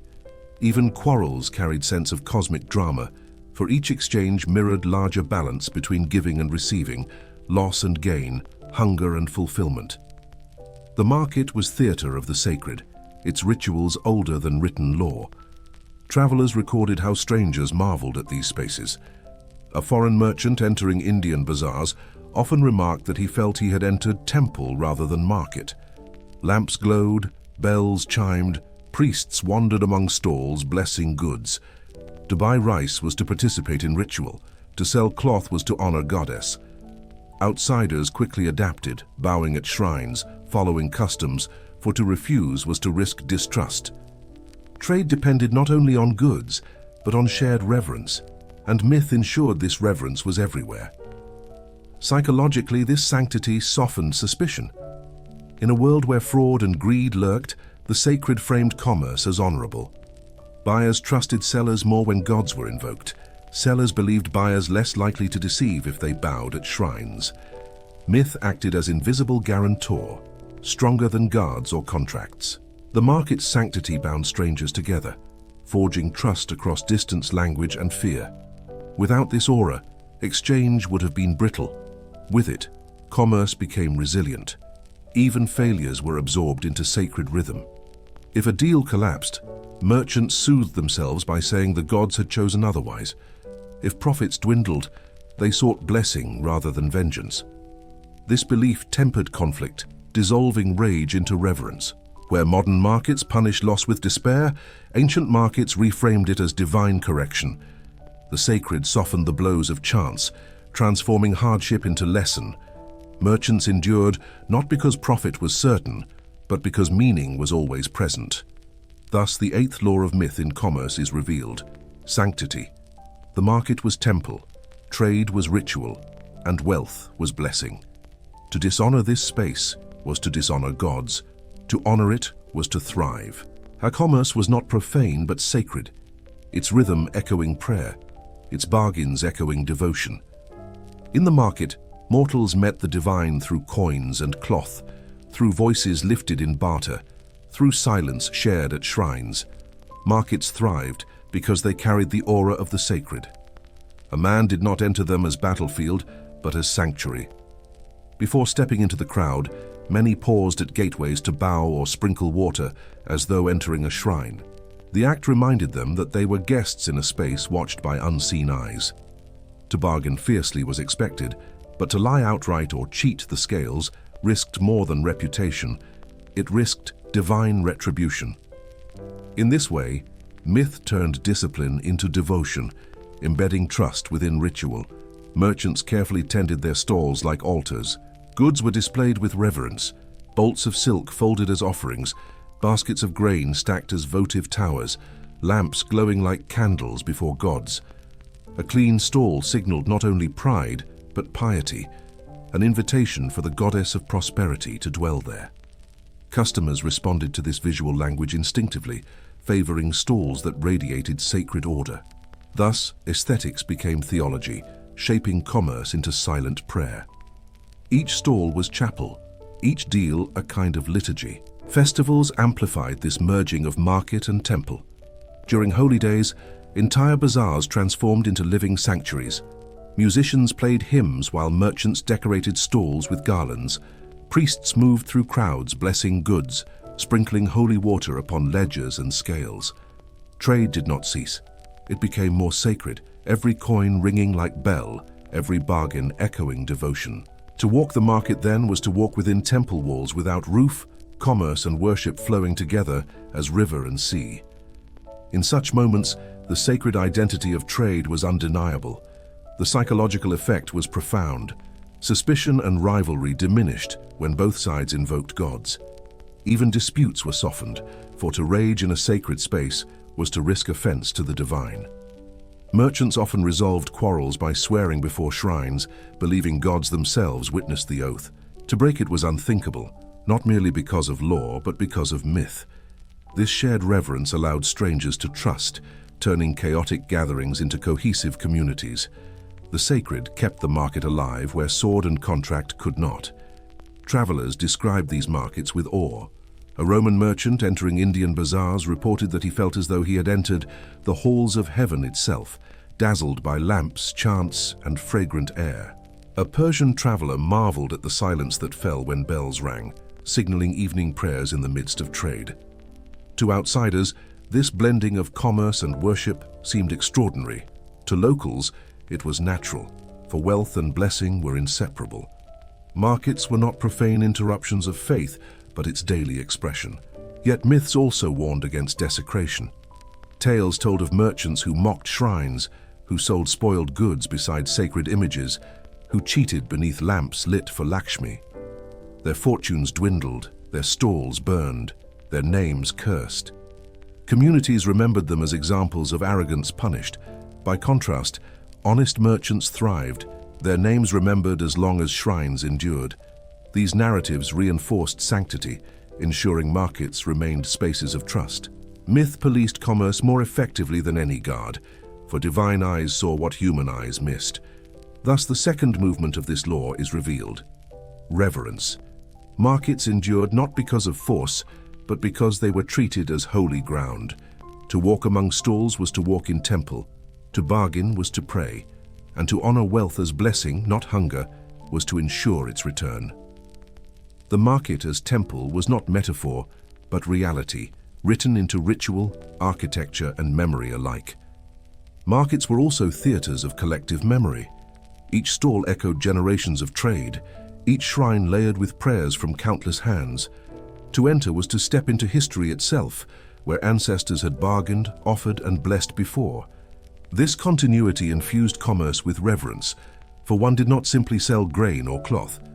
One participated in an ancient ritual that stretched beyond individual life. Every coin struck against scale was a reminder that wealth, like worship, flowed across centuries. Myth ensured that merchants felt themselves part of something larger than survival. Travelers often spoke of the harmony that arose in these spaces. Though strangers crowded shoulder to shoulder, though voices clashed in bargaining, an invisible order held firm. Bells rang for prayer, and the market stilled in instant reverence. The hum resumed only after blessings were complete. Such moments revealed the dual nature of the market: noise and silence, competition and communion, profit and prayer. This balance kept chaos from consuming the crowd. Faith anchored commerce, weaving trust through the heart of exchange. Yet myths also warned of markets abandoned by gods. Stories told of cities where shrines were neglected, where greed overtook gratitude. There, markets grew corrupt, fraud flourished, and customers turned away. In time, such places withered, their stalls empty, their shrines crumbling. The message was clear: to strip commerce of sanctity was to strip it of survival. The gods did not bless greed, they blessed reverence. To honor the market as temple was to keep it alive. To profane it was to doom it to silence. The sacredness of markets shaped laws as well. Many disputes were settled not in courts, but at shrines within bazaars. Merchants swore oaths before images of gods, binding themselves to truth. Contracts gained weight because they were sanctified, not only signed. Even rulers acknowledged this power, funding market shrines to ensure divine favor upon their cities. The architecture of commerce and governance blurred, both rooted in reverence. Myth became foundation of law, its authority unquestioned. Psychologically, the sacred dimension offered resilience. Merchants could endure famine, flood, or loss because they framed each event within mythic order. If fortune dwindled, it was Lakshmi's departure. If trade flourished, it was her smile. This interpretation softened despair and elevated success, keeping both within balance. Commerce thus became not chaos but rhythm, aligned with cosmic pulse. Myth prevented despair from consuming merchants when luck turned harsh, just as it curbed arrogance when wealth overflowed. Reverence steadied the heart where profit alone could not. Modern echoes persist. Shopping districts glitter with lights like temples. Malls rise with atriums resembling sanctuaries. Coins still carry divine symbols. Though secular names have replaced gods, the psychology remains. We still treat wealth as blessing, commerce as ritual, markets as sacred spaces of community. Even now, the hum of trade feels like prayer, the architecture of commerce like cathedral. The sacred has not left, it has only changed its garments. Thus, the eighth law of myth in commerce is revealed in its fullness: sanctity. The market is temple, and every act of trade is liturgy. To honor this is to thrive, to forget it is to fall. Merchants across ages knew that wealth was never mere possession, but presence, never mere coin, but covenant. And so, beneath awnings and incense, amidst spices and chants, the sacred still lingers, reminding us that to bargain is to pray, and to profit is to worship. Every merchant feared the silence of chance. Profit could vanish in a storm, a caravan could be struck by plague, a ruler could seize goods on whim. In this uncertainty, the ancients turned to Tyche, goddess of fortune, her face serene yet masked with ambiguity. Sometimes she bore a cornucopia overflowing with gifts, other times she balanced upon a wheel, ready to turn without warning. To worship Tyche was to admit that commerce was never wholly in human hands. Luck walked every road, sailed every sea, sat at every bargaining table. Markets reflected her duality. Coins stamped with her image carried both blessing and warning, reminding merchants that fortune was fickle. A single throw of dice could mirror a season's profit, unpredictable, intoxicating, terrifying. Traders placed small statues of her upon their stalls, offering flowers or incense before beginning the day. Customers, too, glanced at her likeness, silently acknowledging that neither buyer nor seller controlled outcome. All depended on her smile, fleeting as sunlight upon water. Legends emphasized her cruelty as much as her kindness. One tale told of a wealthy merchant who mocked Tyche, declaring his fortune secure by wit alone. Within a year, his ships sank, his warehouses burned, his family scattered. Another spoke of a poor trader who honored her daily, lighting lamps though he owned little. Fortune turned, and his stall prospered beyond measure. Such stories were not mere entertainment, they were warnings etched into memory. Tyche could elevate or destroy without reason. The wise bowed to her, for to defy fortune was to invite ruin. The psychology of Tyche was both comfort and terror. Merchants who lost everything could say it was her will, softening despair with meaning. Those who prospered credited her smile, tempering arrogance with gratitude. In this way, Tyche provided framework for survival. Randomness became narrative, luck became divine law. The market was no longer meaningless chaos, but stage where goddess performed, her mask shifting between joy and grief. Every transaction, whether gain or loss, belonged to her theater. Foreigners carried her cult far beyond Greece. In Rome, she was Fortuna, her wheel-spinning empires as easily as dice. In Egypt, she blended with Isis, her image appearing in temples where merchants prayed for prosperous voyages. Along the Silk Road, her likeness traveled on coins, spreading belief that fortune itself had divine face. Across cultures, she became universal truth. Trade is never secure, and survival requires reverence for chance. No calculation erases luck. No wealth defeats her turning wheel. Thus, the ninth law of myth in commerce is revealed: fortune. Tyche's masks remind us that prosperity is fragile, chance unavoidable, and reverence essential. Merchants who honored her accepted risk as law, transforming chaos into ritual. Those who ignored her faced ruin without meaning. Fortune wears many masks, but behind them all stands the goddess, laughing softly as the wheel turns again. The cult of Tyche grew because merchants lived on edges of certainty. A caravan could prepare with guards, maps, and provisions, yet still vanish in desert storm. A fleet could launch under clear skies and sink within hours. To explain such fragility, myth clothed chance in divine form. Tyche was not mere randomness, but presence. Unpredictable yet purposeful.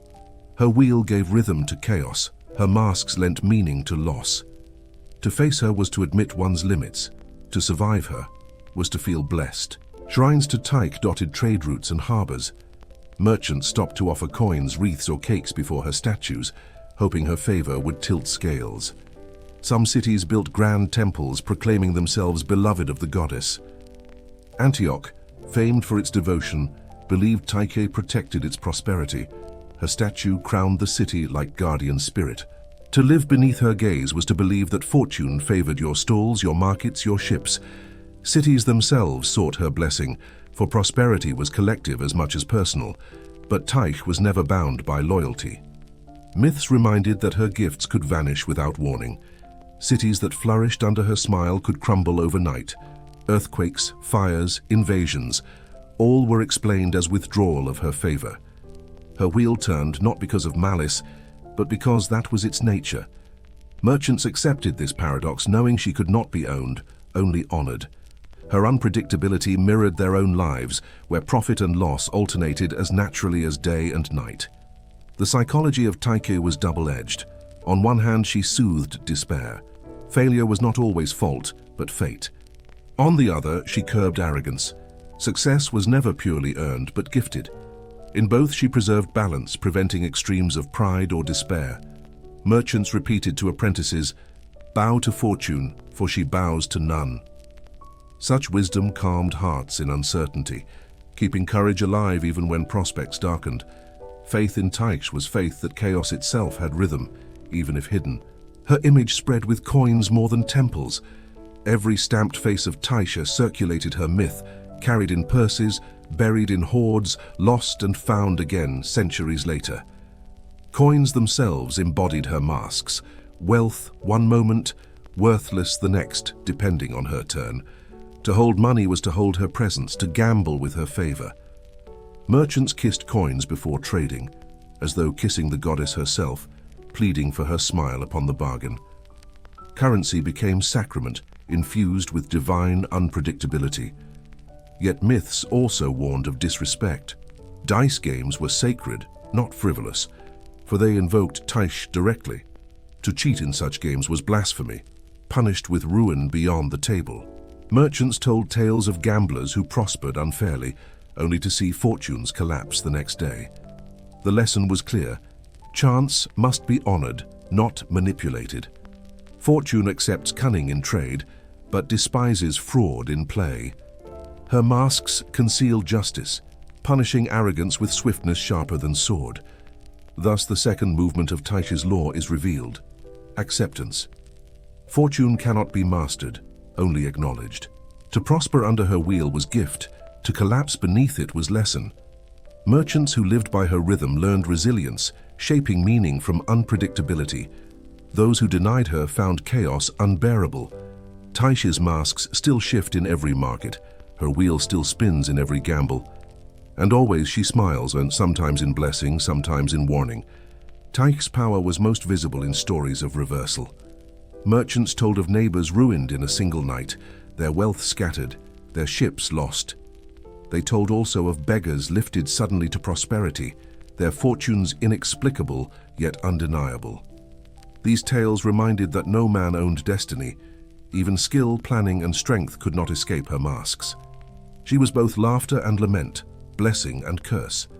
Her wheel turned, and all who traded were bound to its spin. Festivals of fortune celebrated this ambiguity. In some cities, dice were cast publicly, crowds watching as outcomes were hailed as omens. Winners were crowned with garlands, losers mocked with playful jeers, yet both acts honored Tyche. Chance was theater, ritual of acceptance. By celebrating randomness, societies lessened its sting. Merchants who lost reminded themselves that misfortune had meaning. Merchants who won gave thanks for gift. Festivals turned chaos into communion, reminding all that they shared the goddess' shifting gaze together. But Tyche's myths also carried darker warnings. Some claimed she wore masks to conceal her true face, inevitability. Beneath the games of chance, fate itself ruled. Merchants debated whether her wheel was free or bound to destiny's greater rhythm. Some saw her as playful child, others as veiled executioner. The ambiguity itself became lesson. One must live as if chance were sovereign, yet prepare as if fate were fixed. To balance these truths was to walk wisely, carrying both humility and courage. The image of the wheel endured through centuries. In medieval Europe, Fortuna spun kings into beggars and beggars into kings. Her cycle echoed in every sermon and play. Merchants invoked her still, knowing markets rose and fell with tides unseen. Even in modern age, the language of fortune lingers. Wheels of chance, markets of luck, risk as sacred gamble. Though her temples crumble, her masks remain, reflected in every casino, every stock exchange, every whispered hope for prosperity. Psychologically, her lore remains essential. To face fortune is to endure uncertainty without despair, to accept prosperity without arrogance. Merchants who believed in Tyche endured failures with resilience, successes with grace. Her myth turned chaos into rhythm, randomness into story. Without her, losses would crush and victories intoxicate. With her, both were framed as masks, fleeting yet meaningful.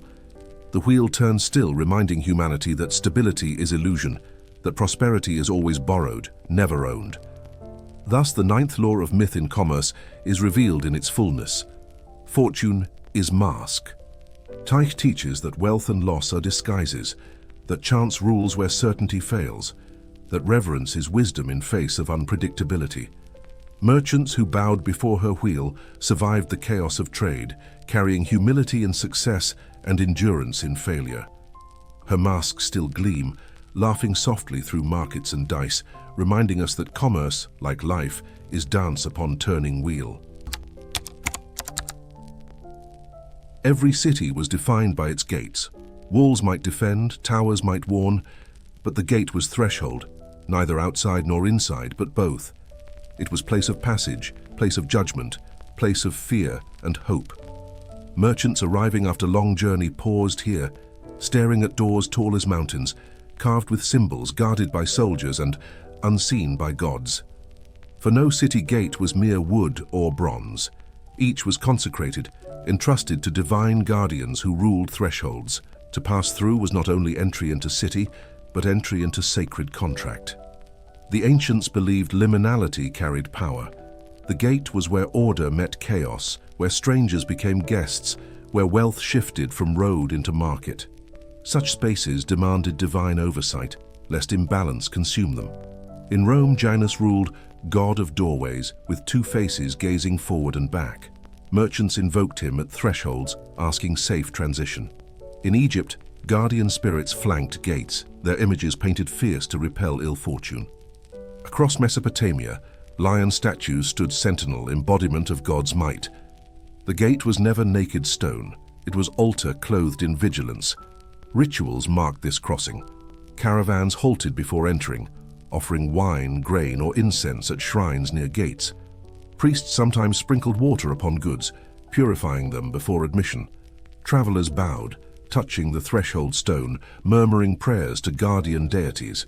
Such gestures reminded all that entry was privilege, not right.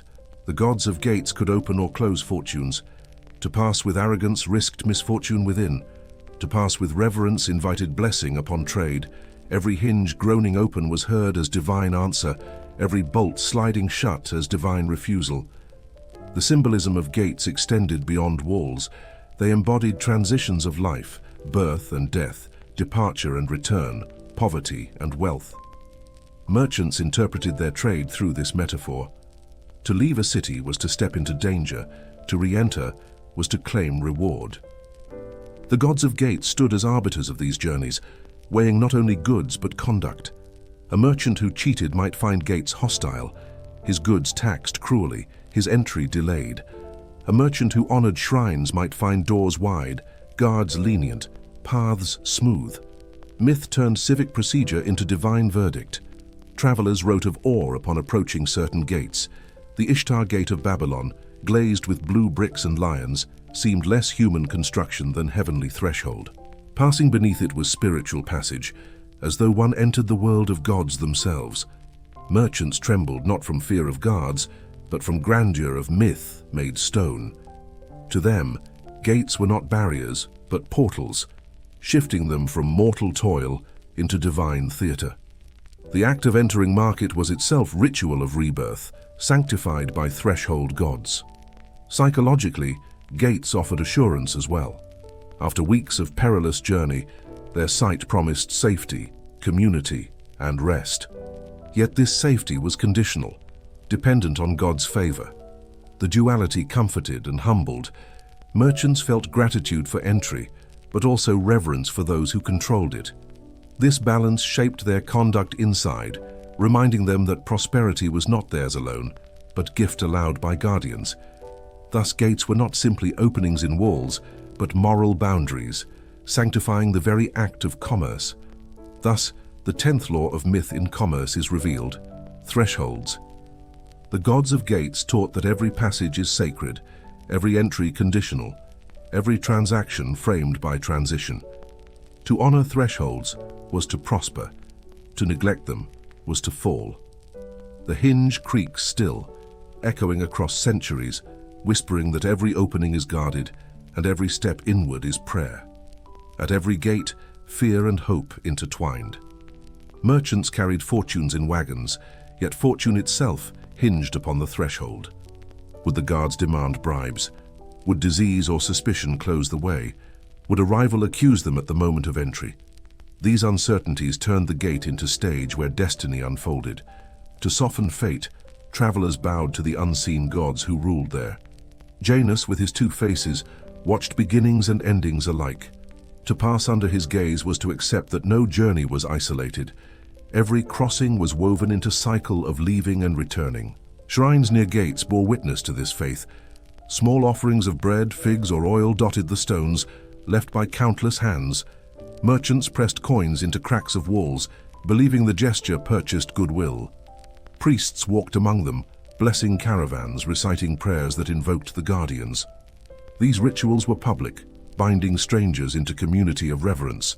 Even outsiders joined, for to neglect the power of gates endured not only in myth, but in memory.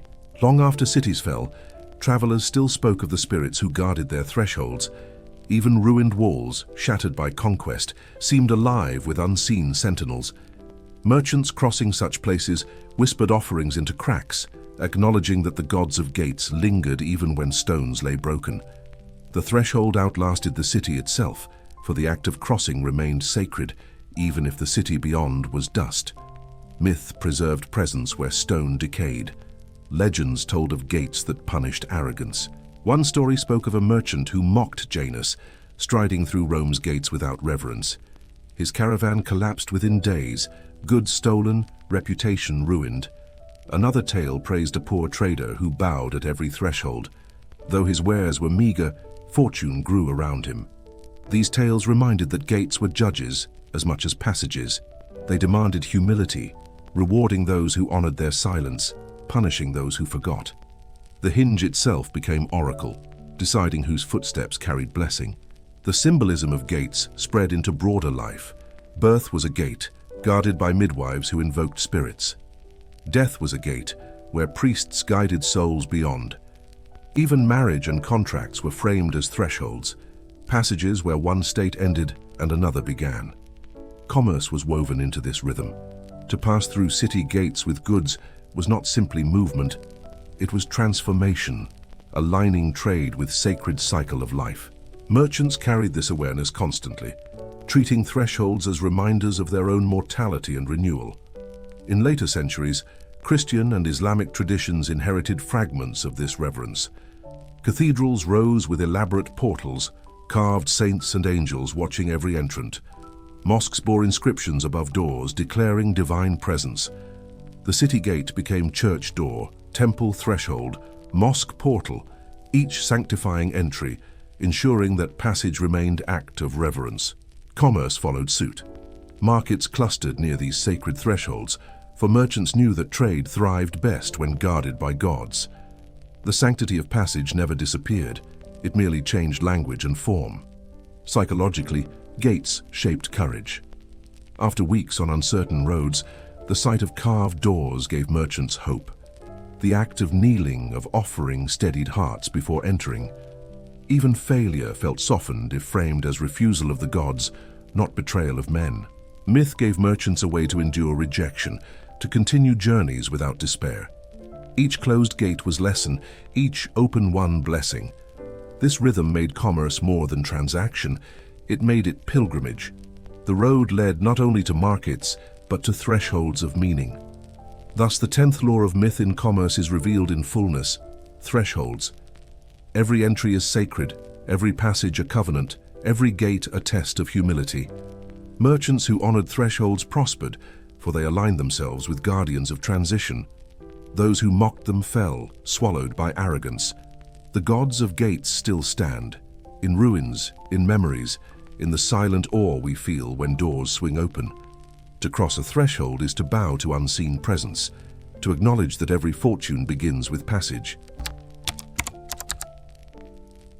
Trust was the marrow of trade, yet trust alone was fragile.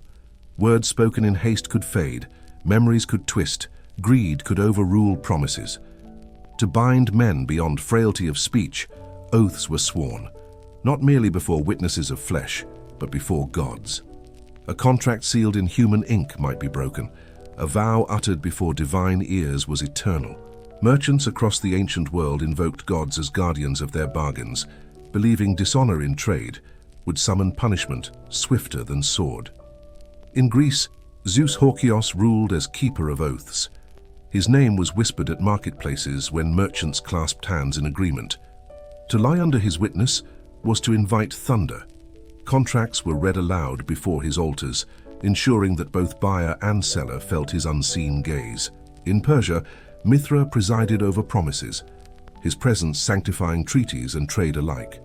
Roman merchants invoked Jupiter, swearing oaths by fire, river, or sacred relics. Across cultures, oaths transformed fragile agreements into sacred covenants. These rituals carried profound psychology.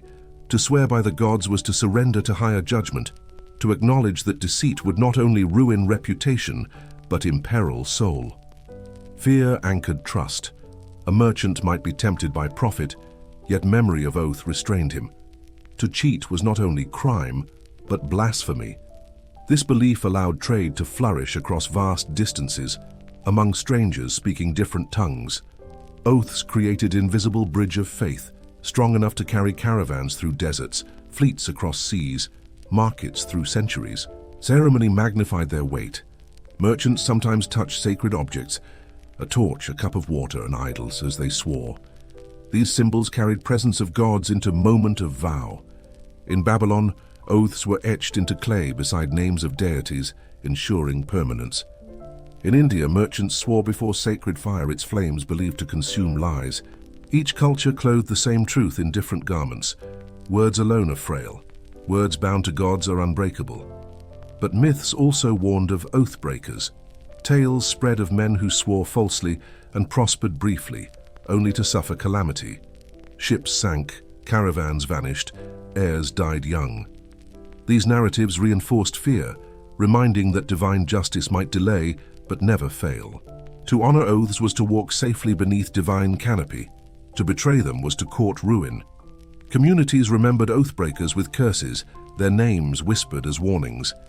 Myth ensured that trust was not luxury but law, rooted not in man but in God. The law of oaths shaped entire economies. Merchants lent silver across borders, knowing debtors swore by gods who watched even in absence. Treaties bound kingdoms not merely by ink, but by divine witness, making commerce possible between rivals. In this way, myth became infrastructure, as vital as road or ship. Without oaths, trade collapsed into suspicion. With them, it soared into prosperity. The gods themselves became guarantors of credit, insurers of trust, judges of exchange. Thus, the 11th law of myth in commerce is revealed: oath. Words bound to divine witness carried weight no contract could match. To swear was to transform promise into covenant, debt into destiny, bargain into sacred bond. Merchants thrived because they traded not only goods, but faith anchored in gods who heard every vow. Oaths did not belong to merchants alone, they belonged to cities and empires. When two states forged treaties of trade, they swore not merely by signatures but by gods who governed heaven and earth. In Mesopotamia, kings poured libations before divine statues as they promised safe passage for caravans. In Rome, envoys carried sacred fire to treaty ceremonies, believing the flame itself bore witness. In Persia, contracts were bound beneath Mithra's unblinking gaze, for he was guardian of truth and punisher of deceit. These rituals turned fragile diplomacy into sacred duty, binding nations as firmly as men. Merchants absorbed this gravity. When they swore to repay loans or deliver goods, they knew their words echoed in temples as well as in markets. To default was to fail both debtor and deity. A merchant who broke oath risked more than confiscation of property. He risked divine disfavor that might haunt his family for generations. Myth gave teeth to promises, transforming credit into covenant. Trust extended farther than armies could march, for gods themselves enforced contracts. Oaths were theatrical as well as sacred. Rituals employed gesture and symbol to anchor memory. A man might touch river water while swearing, invoking currents as eternal witnesses. Another might press hand upon burning torch, declaring his promise as enduring as flame. These acts etched vows into body and mind, making them unforgettable. Communities gathered to witness, strengthening accountability through collective memory. The weight of oath was not private, but public, reverberating through society. Everyone remembered who had sworn and to whom. Myths punished oathbreakers with particular ferocity. Stories circulated of merchants struck blind after false promises, of caravans ambushed after treachery, of children withered by God's wrath. Whether coincidence or imagination, these tales served as deterrent sharper than law. A ruler might fail to punish, but gods never forgot. Even delay was feared, for divine judgment could strike years later, ensuring that anxiety shadowed oathbreakers until death. This inevitability made promises powerful. No one could escape the god's memory. The psychological comfort of oaths was immense. In foreign lands where accents differed and suspicion simmered, oaths anchored trust. Two strangers could clasp hands and swear by shared gods, or even by each other, gods, and feel safe. The divine transcended borders, binding men across distance.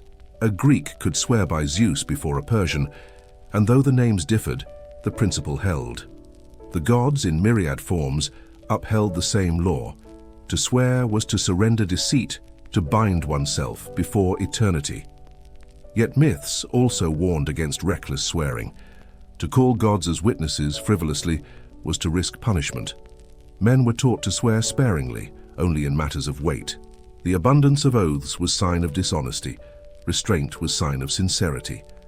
Merchants understood that invoking gods lightly cheapened their power. The true oath was rare, heavy, unforgettable, like stone sunk into river. The restraint itself became ritual, sharpening contrast between casual speech and sacred vow. Thus the second movement of this law is revealed: enforcement. Oaths bound trade not merely through fear of law, but through certainty of divine judgment.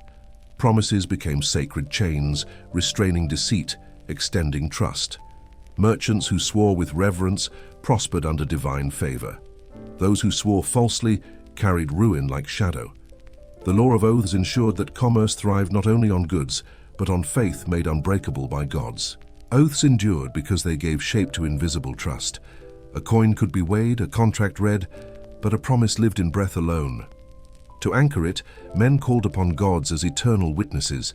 Even when written records spread, the oath retained primacy, for words upon clay or parchment were mute without divine breath. Merchants understood this instinctively. They might guard their goods with swords, yet it was oaths that guarded their reputations. The whisper of a false vow could undo wealth more swiftly than fire. Legends reinforced this truth. Greek tales told of men who perjured themselves in trade, only to suffer storms that destroyed their fleets. Roman stories spoke of Jupiter striking liars with lightning after false contracts. In Persia, Mithra's vengeance was feared so deeply that even kings trembled to swear falsely. These stories wove fear into commerce, ensuring that deceit carried risk no merchant wished to bear. Better to lose silver honestly than to profit falsely and invite divine wrath. Myth turned morality into necessity. Oaths also shaped communities. A market was not merely a space of exchange, but of shared faith. Merchants swore promises aloud, binding themselves before peers as much as gods. This public ritual fostered collective memory. Everyone knew who had sworn, and accountability spread across society. Communities thrived because oaths created fabric of trust, weaving strangers into neighbors, rivals into partners. The divine transformed fleeting gatherings into enduring networks of confidence. Without oaths, markets dissolved into suspicion. With them, they flourished like gardens beneath rain. Yet myths cautioned against oath-breaking, not only for individuals, but for societies. Cities that mocked oaths, that allowed treachery, withered in time. Their markets emptied, their gates grew silent, their reputations turned to ash. Conversely, cities famed for keeping promises drew traders from distant lands. Reputation became wealth, sustained by myth as much as by law. To be known as people who honored oaths was to hold currency greater than silver. In this way, the law of oaths shaped not only men but empires. Modern echoes persist. Courts demand sworn testimony. Contracts still invoke solemn declarations. Treaties are signed as though witnessed by higher powers. Even in secular age, fragments of oath remain, their aura of gravity unchanged. We may no longer whisper to Zeus or Mithra, but we still call upon unseen authority to bind words. The psychology endures. Trust requires witness, and the strongest witness is beyond human. Ancient merchants would recognize our rituals instantly, for the law of oaths has never vanished. Thus, the 11th law of myth in commerce is revealed in fullness: covenant. An oath is more than promise, it is sacred chain linking men to gods, mortals to eternity. Merchants survived not by goods alone, but by faith that oaths were unbreakable. Those who honored them prospered, those who betrayed them fell. The gods still listen, whether named or forgotten, and their silence carries judgment heavier than thunder. To trade is to promise, and to promise is to swear beneath divine gaze. No road was straight, no bargain pure. Trade lived in ambiguity, where cunning decided as much as courage. Across cultures, merchants invoked not only gods of justice or fortune, but gods of mischief, tricksters who blurred lines between lie and truth, chaos and creation. Among the Greeks, Hermes held this mask. In Africa, it was Eshu, master of crossroads. In the Americas, Coyote prowled, sly and laughing. These figures revealed the hidden law, that commerce required trickery as much as honesty, wit as much as trust. To survive the market was to learn the trickster's art. Eshu, the Yoruba deity, embodied this principle vividly. Guardian of roads and choices, he delighted in confusion, speaking in riddles, overturning certainty. Yet merchants honored him at every journey's start, for without his favor, paths twisted into ruin. Offerings of palm oil, kola nuts, or cowries were laid at his shrines before caravans set out. He could sow quarrels, but he could also dissolve them. He could cause theft, but he could also protect from it. Eshu was paradox, and paradox mirrored trade itself. Coyote, in Native American tales, carried similar duality. He was greedy, boastful, and cunning, yet he often stumbled into creating tools, fire, or fortune for humanity. Traders whispered of him in desert nights, laughing nervously at stories where his trickery ended in both disaster and discovery. To honor Coyote was to acknowledge that even mistakes might yield unexpected gain, that folly itself could become survival. His laughter echoed through risk, teaching merchants that to err was not always ruin, but sometimes revelation. The psychology of tricksters lay in ambiguity. Merchants never trusted wholly, yet never despaired wholly. They bargained knowing deception hovered, yet they also believed deception itself could be turned to advantage. A cheated deal might still yield opportunity. A false rumor might still lead to hidden truth. Trickster gods sanctified this uncertainty, transforming suspicion into resilience. To honor them was to accept the world as crooked and to walk crooked paths with skill. Markets became theaters of trickery. Sellers exaggerated, buyers feigned indifference, both weaving lies into ritual. This was not corruption, but homage to the trickster's law. Commerce as performance, deception as art. Myths gave permission to this play, making it sacred rather than shameful. To haggle was to dance with Eshu. To bargain was to jest with Coyote. Profit was won not only by honesty, but by cunning performed within accepted bounds. Trickery was ritual, and ritual was survival. Thus, the 12th law of myth in commerce is revealed: ambiguity. Trickster gods remind us that trade is never pure, that deception and honesty intertwine like threads. Merchants thrived not by denying trickery, but by mastering it, by learning to laugh with gods of mischief even while fearing their chaos. Eshu's riddles and Coyote's laughter still echo, reminding us that the crooked road may be the only road that leads forward. Eshu's laughter was said to echo at every crossroad. Merchants pausing before choices, which path to take, which ally to trust, which debt to risk, felt his presence strongest. Shrines stood at these junctions, marked with stones or carved figures smeared in red palm oil. Offerings were left not to silence him, but to honor him, for Eshu could not be bought. He delighted in disorder, yet through his riddles men found wisdom. A wrong turn might lead to hidden water. A quarrel he sowed might reveal loyalty tested. Chaos was his gift, and merchants knew chaos was always near. Coyote's tales carried similar lessons. Around fires, traders repeated stories where his greed led him into traps, yet somehow the mishap yielded discovery. A hidden trail, a forgotten treasure, a new trick for survival. These stories comforted merchants who blundered in trade. A lost caravan might still stumble upon richer markets. A miscalculated bargain might open unexpected alliances. Coyote taught that failure could be folded into fortune. His laughter, woven into myths, reminded all that folly was not final. Markets mirrored this ambiguity daily. Buyers pretended disinterest, sellers inflated value, both knowing deception was part of ritual. The trickster hovered between them, sanctifying the dance of half-truths. To haggle was not insult but tradition, acknowledgement that no deal was clean. Merchants understood this theater, playing their roles with practiced skill. Trickery became art, a form of resilience in a world where nothing was certain. Without Eshu and Coyote, deception would have been chaos. With them, it became performance, structured, even sacred. Psychologically, the trickster myth offered release. Merchants burdened by constant vigilance could laugh, telling tales of gods who blundered as much as men. Eshu tricked even other gods. Coyote fooled himself as often as others. Their flaws made them companions to mortals, reminding traders that imperfection was natural. Anxiety eased when reframed as part of divine play. If gods themselves thrived on folly, then merchants could survive their own mistakes without despair. Laughter became shield, myth transforming error into endurance. Yet myths also warned against arrogance in trickery. Stories told of merchants who mocked Eshu or overreached with lies only to find themselves ruined. Trickster gods blessed cunning, but despised hubris. To cheat beyond measure was to break unspoken covenant, turning sacred play into profane deceit. The market punished such men swiftly, reputations shattered, fortunes lost. Myth reinforced balance.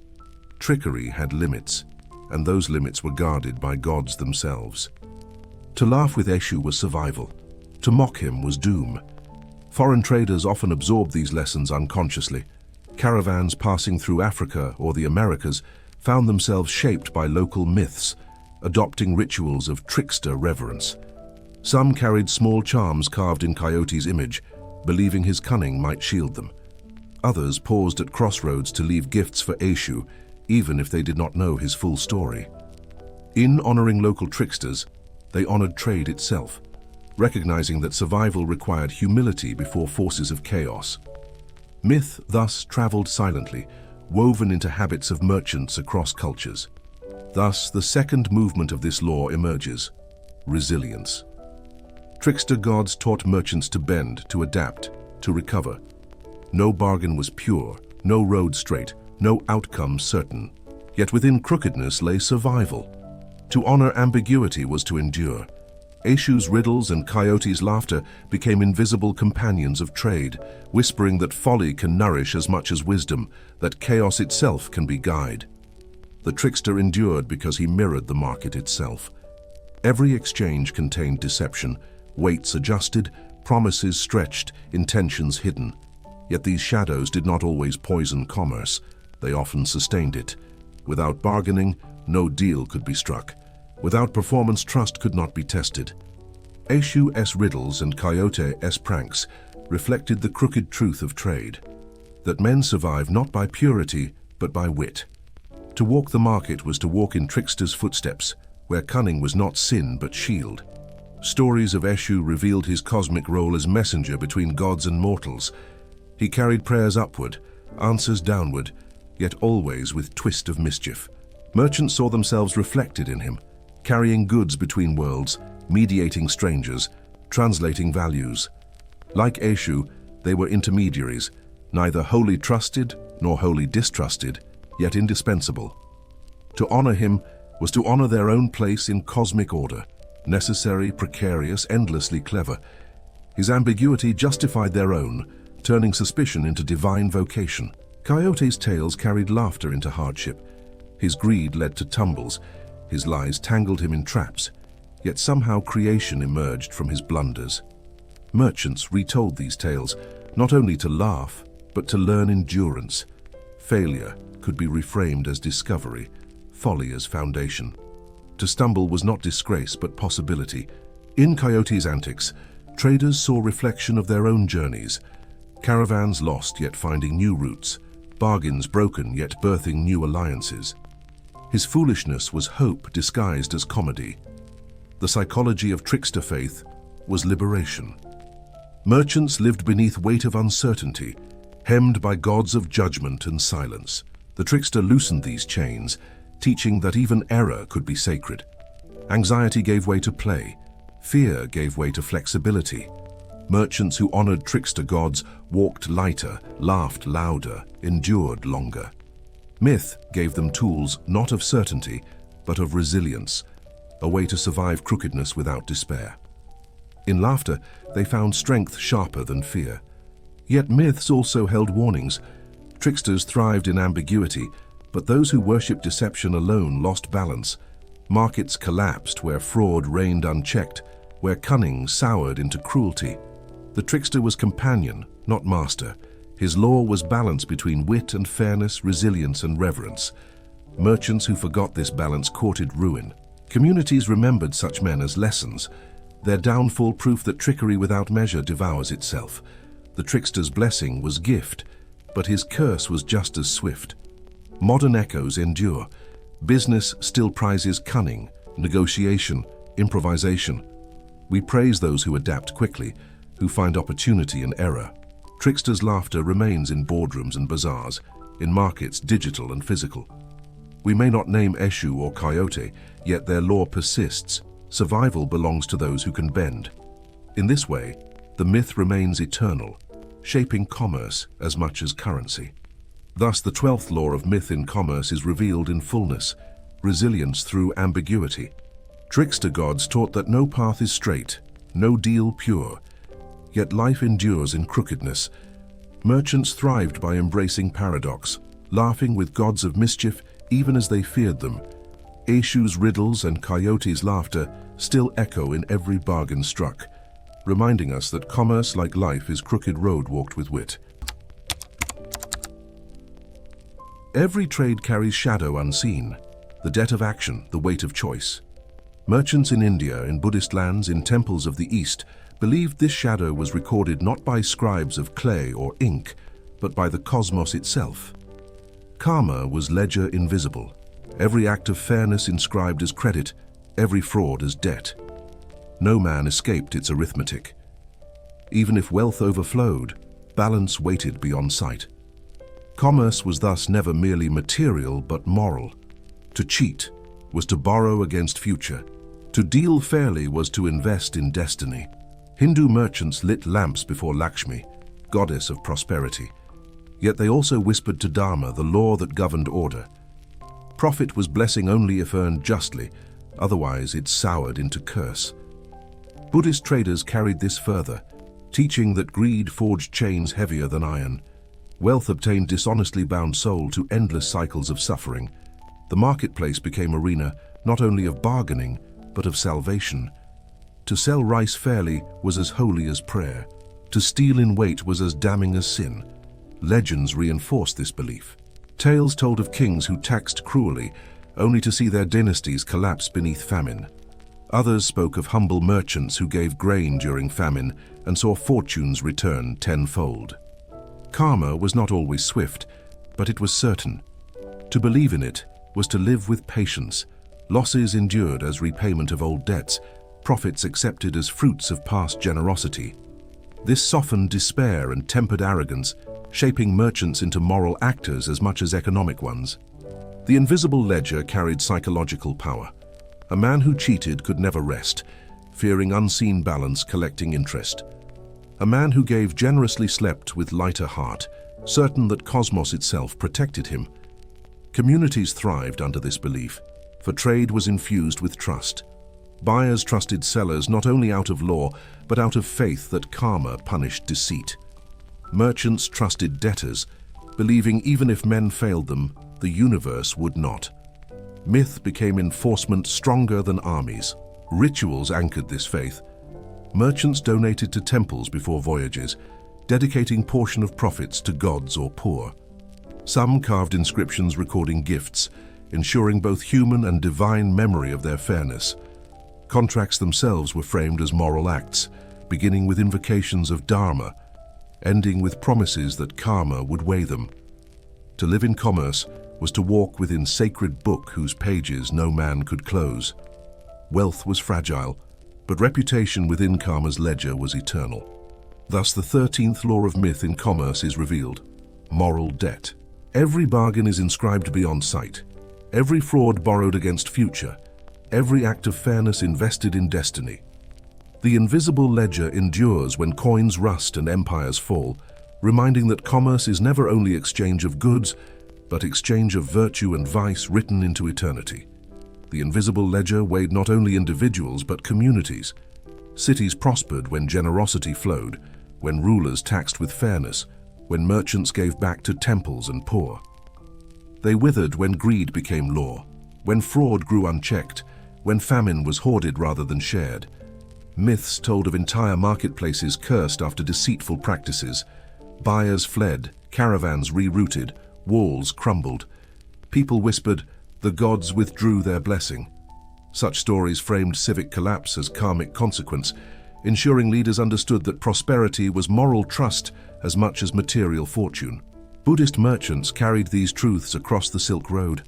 They built stupas beside trade routes, offering portions of profit to monks, ensuring karmic protection for journeys ahead. Their generosity doubled as advertisement. A caravan that gave to temples was seen as blessed, safe to trade with, trustworthy in promise. In this way, karma functioned not only as private belief, but as public currency. To be known as fair dealer was wealth greater than coin, for it drew partners across deserts and seas. The invisible ledger wrote itself into reputation. Yet karma was not comfort alone, it was burden. Merchants feared that past actions haunted their steps. A dishonest bargain made years earlier could blossom into misfortune at worst moment, a storm, a theft, a betrayal. This fear sharpened memory, ensuring that conduct was weighed carefully. Even when laws failed, the belief that Cosmos remembered ensured restraint. The invisible ledger forgave nothing, forgetting nothing. This certainty was harsh, yet it preserved trust across vast networks of strangers. Stories illustrated the relentlessness of karmic balance. A greedy ruler who cheated in temple offerings soon found his city struck by plague. A wealthy merchant who ignored starving neighbors saw his caravans scattered by bandits. By contrast, another who opened his granaries during famine became legend, his family line thriving for centuries. Such tales were recited in bazaars at night, reminding traders that fortune was moral as much as material. To trade was to gamble with Cosmos itself, and Cosmos always collected debts. Ritual reinforced this awareness. Merchants prayed before ledgers, not merely balancing numbers but balancing souls. Some inscribed blessings into contracts, dedicating profit to gods. Others pledged a tenth of earnings to community, believing generosity ensured them against ruin. The act of giving became shield, protecting against unseen consequences. In this way, the invisible ledger softened anxiety, allowing men to risk long voyages with belief that virtue would carry them farther than coin alone. Thus, the second movement of this law emerges: accountability. The cosmos itself was auditor, gods themselves collectors. Karma ensured that no deceit was free, no virtue unrewarded. Merchants thrived when they accepted this truth, aligning their trade with unseen arithmetic. To deny it was folly, for debt unpaid in life returned in death, and only balance opened paths to peace. The invisible ledger endured because it bound mortality to eternity. A merchant could die, his warehouses crumble, his coins scatter, but his deeds remained inscribed upon cosmic balance. Families believed they inherited not only property, but karma, the residue of ancestors' actions.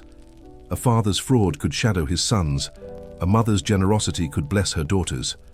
The market thus became inheritance of virtue and vice alike. Wealth was never isolated. It was legacy measured upon scales no hand could erase. Legends deepened this truth. In Hindu lore, Yama, Lord of Death, judged souls not only by prayers, but by fairness of dealings. Buddhist sutras spoke of merchants reborn as animals for cheating, or as kings for generosity. These tales blurred trade and salvation, ensuring that every bargain carried eternal weight. To sell falsely was to invite lifetimes of debt. To trade justly was to plant seeds of liberation. Merchants walked roads not only for coin, but for karma, aware that their ledger stretched beyond sight of life itself. This belief shaped conduct across empires. Indian traders carried gifts for monasteries wherever they journeyed, believing monks' prayers erased karmic stains. Chinese merchants spoke of heaven's mandate, linking prosperity of households to moral conduct. Even along Roman routes, echoes of similar thought appeared.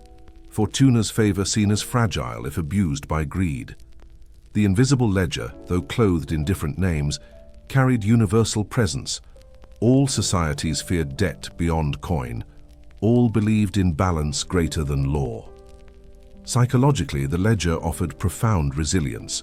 A ruined merchant could say, "It is repayment of old debts," and endure despair with dignity. A prosperous one could say, "It is fruit of past generosity," and temper arrogance with gratitude. Karma transformed randomness into rhythm, ensuring that no loss was meaningless, no gain rootless. To live under its law was to walk with patience, humility, and hope. Without it, trade would have collapsed into chaos of mistrust. With it, men believed destiny itself was partner. Modern echoes persist. Though we speak of credit scores, reputations, and global trust, the psychology is the same. Debt is never merely number, it is moral. Fraud still poisons beyond profit. Generosity still multiplies unseen. Corporations like ancient merchants guard their reputations as though they were souls. Nations too are weighed not only by power but by fairness, their fortunes rising and falling with unseen arithmetic. The invisible ledger whispers still, binding markets with cords stronger than law. Thus, the 13th law of myth in commerce is revealed in fullness, balance beyond life. Karma, sin, and debt remind that every bargain is inscribed upon eternity, every fraud borrowed against future, every virtue invested in destiny. Merchants survived not by cunning alone, but by alignment with invisible scales. The ledger remains open still, its pages written by our deeds, its sums carried beyond death. To trade is to enter covenant with Cosmos, and Cosmos always remembers. There were times when altars grew cold, when lamps in shrines guttered out, when gods seemed to step away from the markets. Merchants still weighed silver, still sold grain, still loaded ships, but something invisible was missing. No prayers rose in smoke, no offerings stained the stones. These were the ages of shadow merchants, men who traded without myth, who trusted only in contract and coin. To some they seemed bold, to others cursed. For when gods withdrew, commerce lost its sanctity and with it its balance. The Roman world tasted this shadow as old gods faded. Mercury's shrines, once bright with offerings, grew neglected under weight of empire's indifference. Contracts survived, but reverence thinned. Traders spoke less of divine witness and more of law. Yet without myth, suspicion deepened. Where once men trusted oaths sworn before gods, they now demanded heavier contracts, harsher penalties, stronger guards. Commerce did not die, but it grew colder, harder, stripped of ritual warmth. The market still breathed, but without incense, its air felt different. In other lands, similar shadows fell. When famine broke faith in gods of harvest, when conquest shattered temples, when shrines lay in ruins, merchants carried on in silence. They still bartered and profited, but unease lingered. Without divine oversight, deceit spread more freely, generosity withered, trust frayed. Myth had been invisible thread holding commerce together. When it snapped, transactions multiplied, but meaning dissolved. The market became noise without music, body without soul. Travelers sensed the difference. They described cities where temples lay abandoned, where markets roared with activity, yet lacked aura of reverence. Bargains were harsher, fraud more brazen, disputes more violent. These places prospered for a time, but prosperity felt brittle, lacking roots. Without gods, wealth glittered but did not glow. The shadow merchants gained silver, but they lost sanctuary. Trade no longer felt like covenant. It became contest, stripped of mystery. Psychologically, the withdrawal of gods left merchants unmoored. Rituals had once softened fear, transforming chaos into rhythm. Without them, anxiety grew sharper.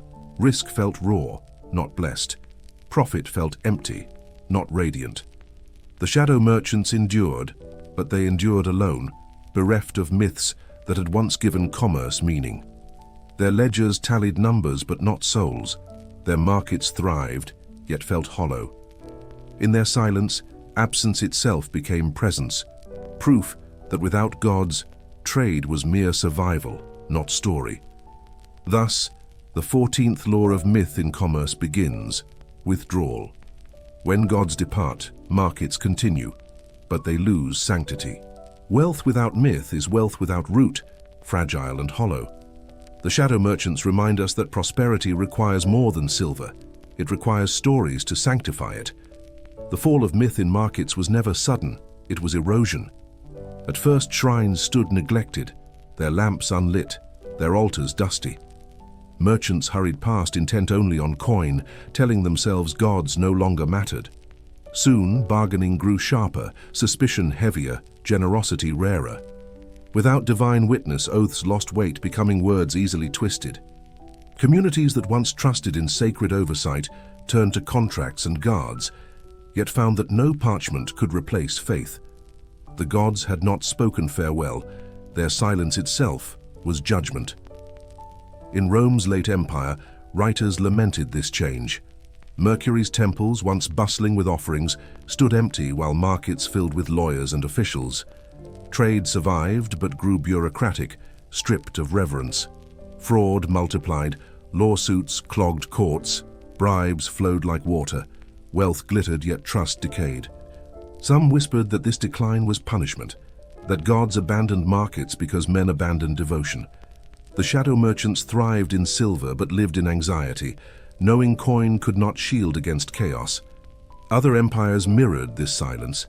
In Mesopotamia, when invasions toppled temples, Merchants carried on, yet the aura of balance vanished. In Egypt, as foreign gods replaced native ones, traders grew uncertain which powers governed fairness. Rituals that once calmed hearts dissolved into fragments. The road no longer felt sanctified, it felt exposed. Travelers wrote of markets noisy with quarrels, lawsuits replacing prayers, suspicion replacing reverence. Trade endured, but it lost soul. Psychologically, this transformation was profound. Without myth, every loss felt meaningless, every profit hollow. A stolen caravan was no longer punishment or balance, it was mere failure. A fortunate voyage was no longer blessing, it was luck without purpose. Anxiety sharpened because chaos lost narrative. Men could still calculate risk, but could not frame it as destiny. The invisible order that had softened despair was gone. Without myth, the market became naked battlefield, its beauty stripped away. Yet even in shadow, fragments endured. Some merchants still lit lamps discreetly, whispered prayers to forgotten gods, kissed coins as if Tyche still smiled. Others carried charms long after shrines were abandoned, reluctant to face road without invisible allies. These gestures revealed the truth. Myth could not be fully erased. Even shadow merchants walked half-lit by memory, their rituals buried but not gone. The gods withdrew, yet their absence remained presence, haunting markets like ghosts. Thus the second movement of this law emerges: erosion. When gods fade, commerce persists, but suspicion grows, fear deepens, meaning thins. Prosperity becomes brittle, surviving in numbers, but not in spirit.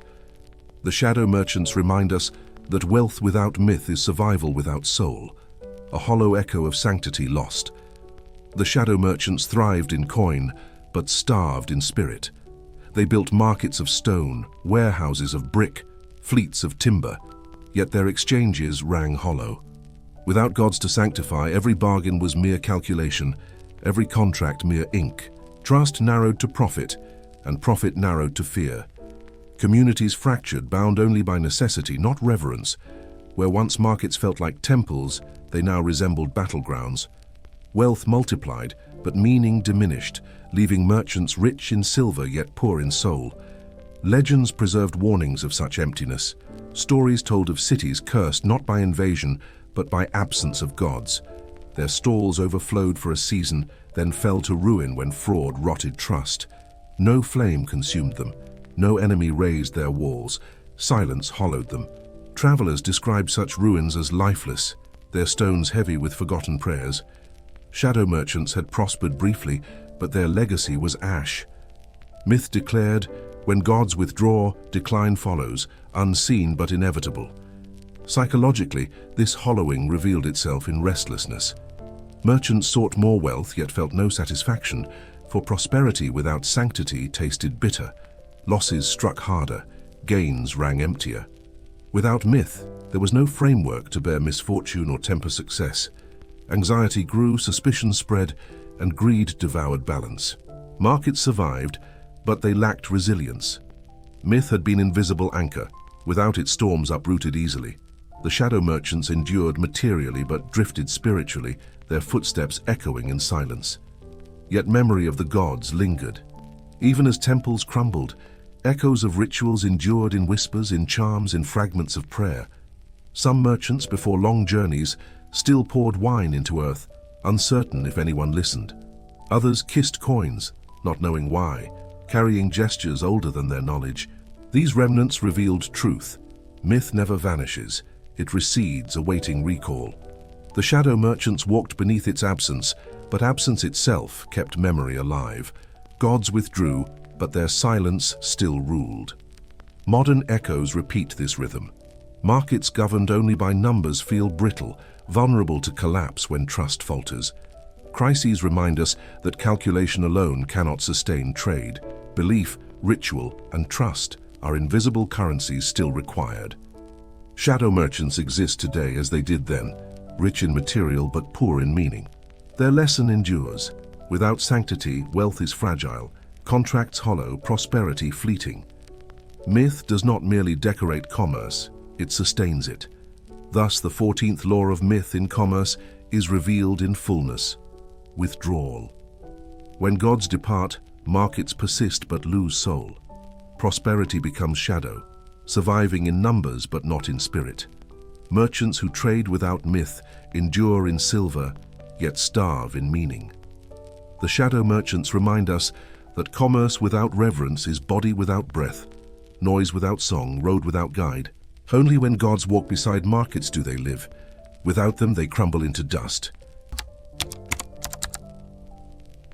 Every caravan was a thread woven into the fabric of time. Dust rose beneath hooves, wheels groaned upon stone, voices echoed in the vast silence of deserts, and always myths walked beside them. From the first traders of Mesopotamia to the last merchants upon Silk Road, no caravan journeyed alone. Gods, spirits, and stories marched with them, unseen yet undeniable. Even as empires shifted and altars crumbled, myth endured, clinging to road like shadow. For trade was not only movement of goods, but movement of meaning. Merchants understood this instinctively. A sack of grain might vanish in fire, a jar of oil might spill, but a prayer whispered endured beyond loss. Each caravan began with offerings: bread broken for Hermes, oil poured for Anubis, lamps lit for Lakshmi, charms scattered for Eshu. These gestures sanctified the journey, reminding all that wealth was fragile but faith resilient. The caravan became mobile temple, its goods offerings, its footsteps rituals. Every mile carried myth as much as cargo. Legends preserved this companionship. Travelers told of strange encounters: a beggar who warned of ambush and vanished, a raven guiding lost ships, a jackal leading caravan to hidden water.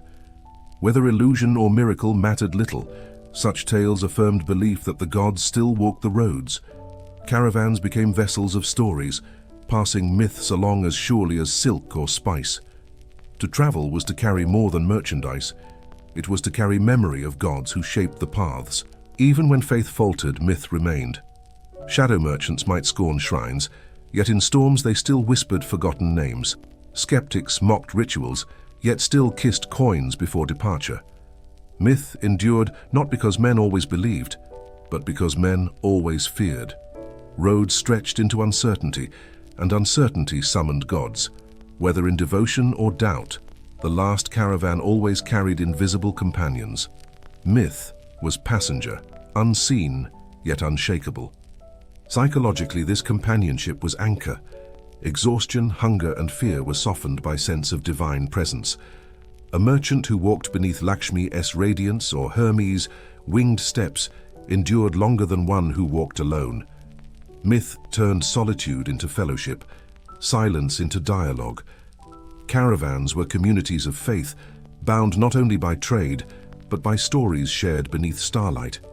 Each tale retold around fire rekindled presence of gods, weaving courage into weary hearts. Thus the 15th law of myth in commerce begins: companionship. Myth never leaves the road. Goods perish, empires fall, but stories endure, walking beside caravans until the last grain is sold, the last lamp extinguished. The road is mortal, but myth is eternal passenger. The strength of caravans lay not only in numbers but in stories they carried. A merchant who faltered on the road might be lifted by tale of Hermes' cunning escape or Lakshmi's blessing upon generosity. Around desert fires, myths became provisions, nourishment for weary spirits. They gave shape to silence, turning endless night into stage where gods still walked. A tale retold was more than memory. It was renewal of presence. Myths were bread for the soul, sustaining travelers when grain grew thin. Each culture along the trade routes contributed its own companions.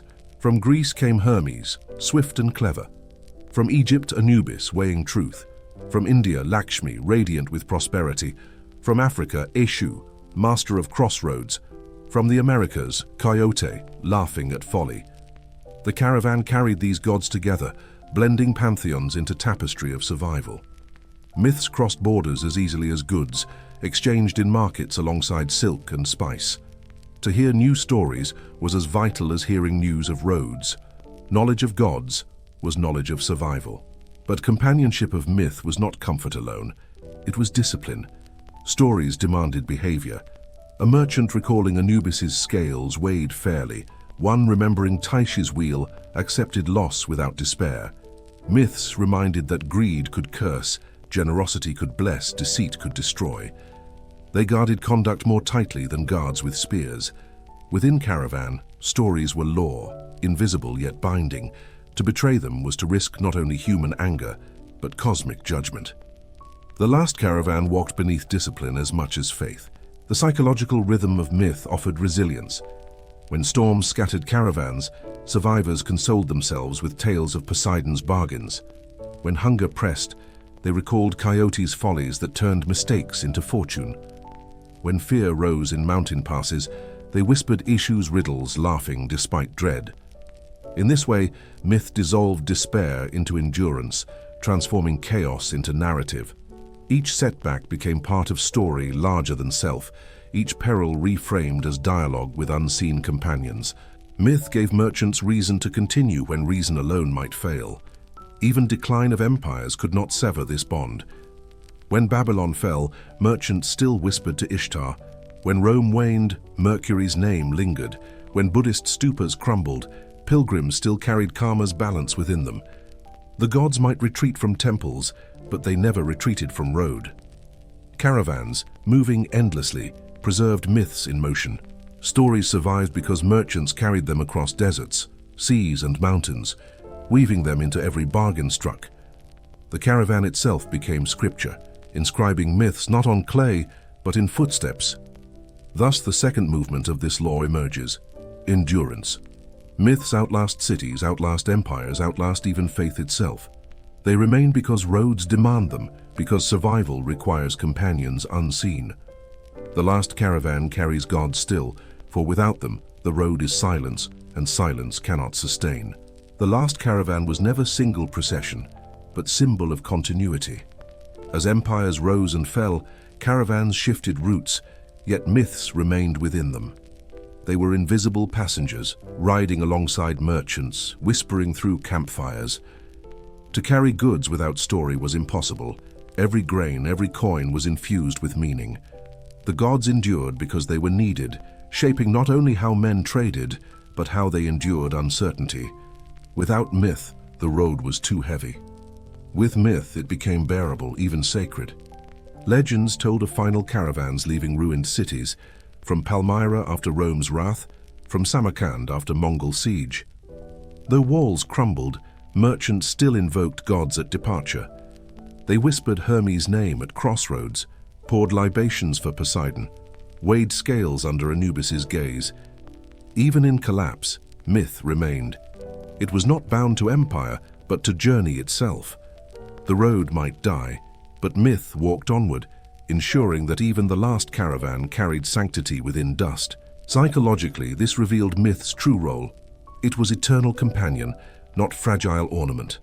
Kings might abandon temples, but merchants carried gods in memory and ritual. No ruin could silence a whispered prayer before dawn. No empire's fall could erase charms tucked into a traveler's pack. Myth required no throne to survive. It required footsteps, voices, stories. The caravan gave it life, and in return, myth gave caravan meaning. This bond made commerce more than survival. It made it pilgrimage. Modern echoes affirm this law. Planes lift into sky with passengers whispering prayers. Ships launch with bottles broken against hulls. Shops open with rituals for luck. We may not name Hermes or Lakshmi, Eshu or Coyote, yet gestures remain. Myth still rides with us, disguised in superstition, ritual, habit. The last caravan has not ended, for we are still upon the road, carrying gods in silence whether we acknowledge them or not. The companions endure, invisible yet eternal. Thus the 15th law of myth in commerce is revealed in fullness: companionship eternal. Myths walk every road, sail every sea, bargain in every market. They are not relics, but travelers, whispering resilience, shaping conduct, sanctifying survival. The last caravan will never truly arrive, for as long as men trade, gods travel beside them. And when roads fall silent, myths will remain, waiting to walk again when footsteps return.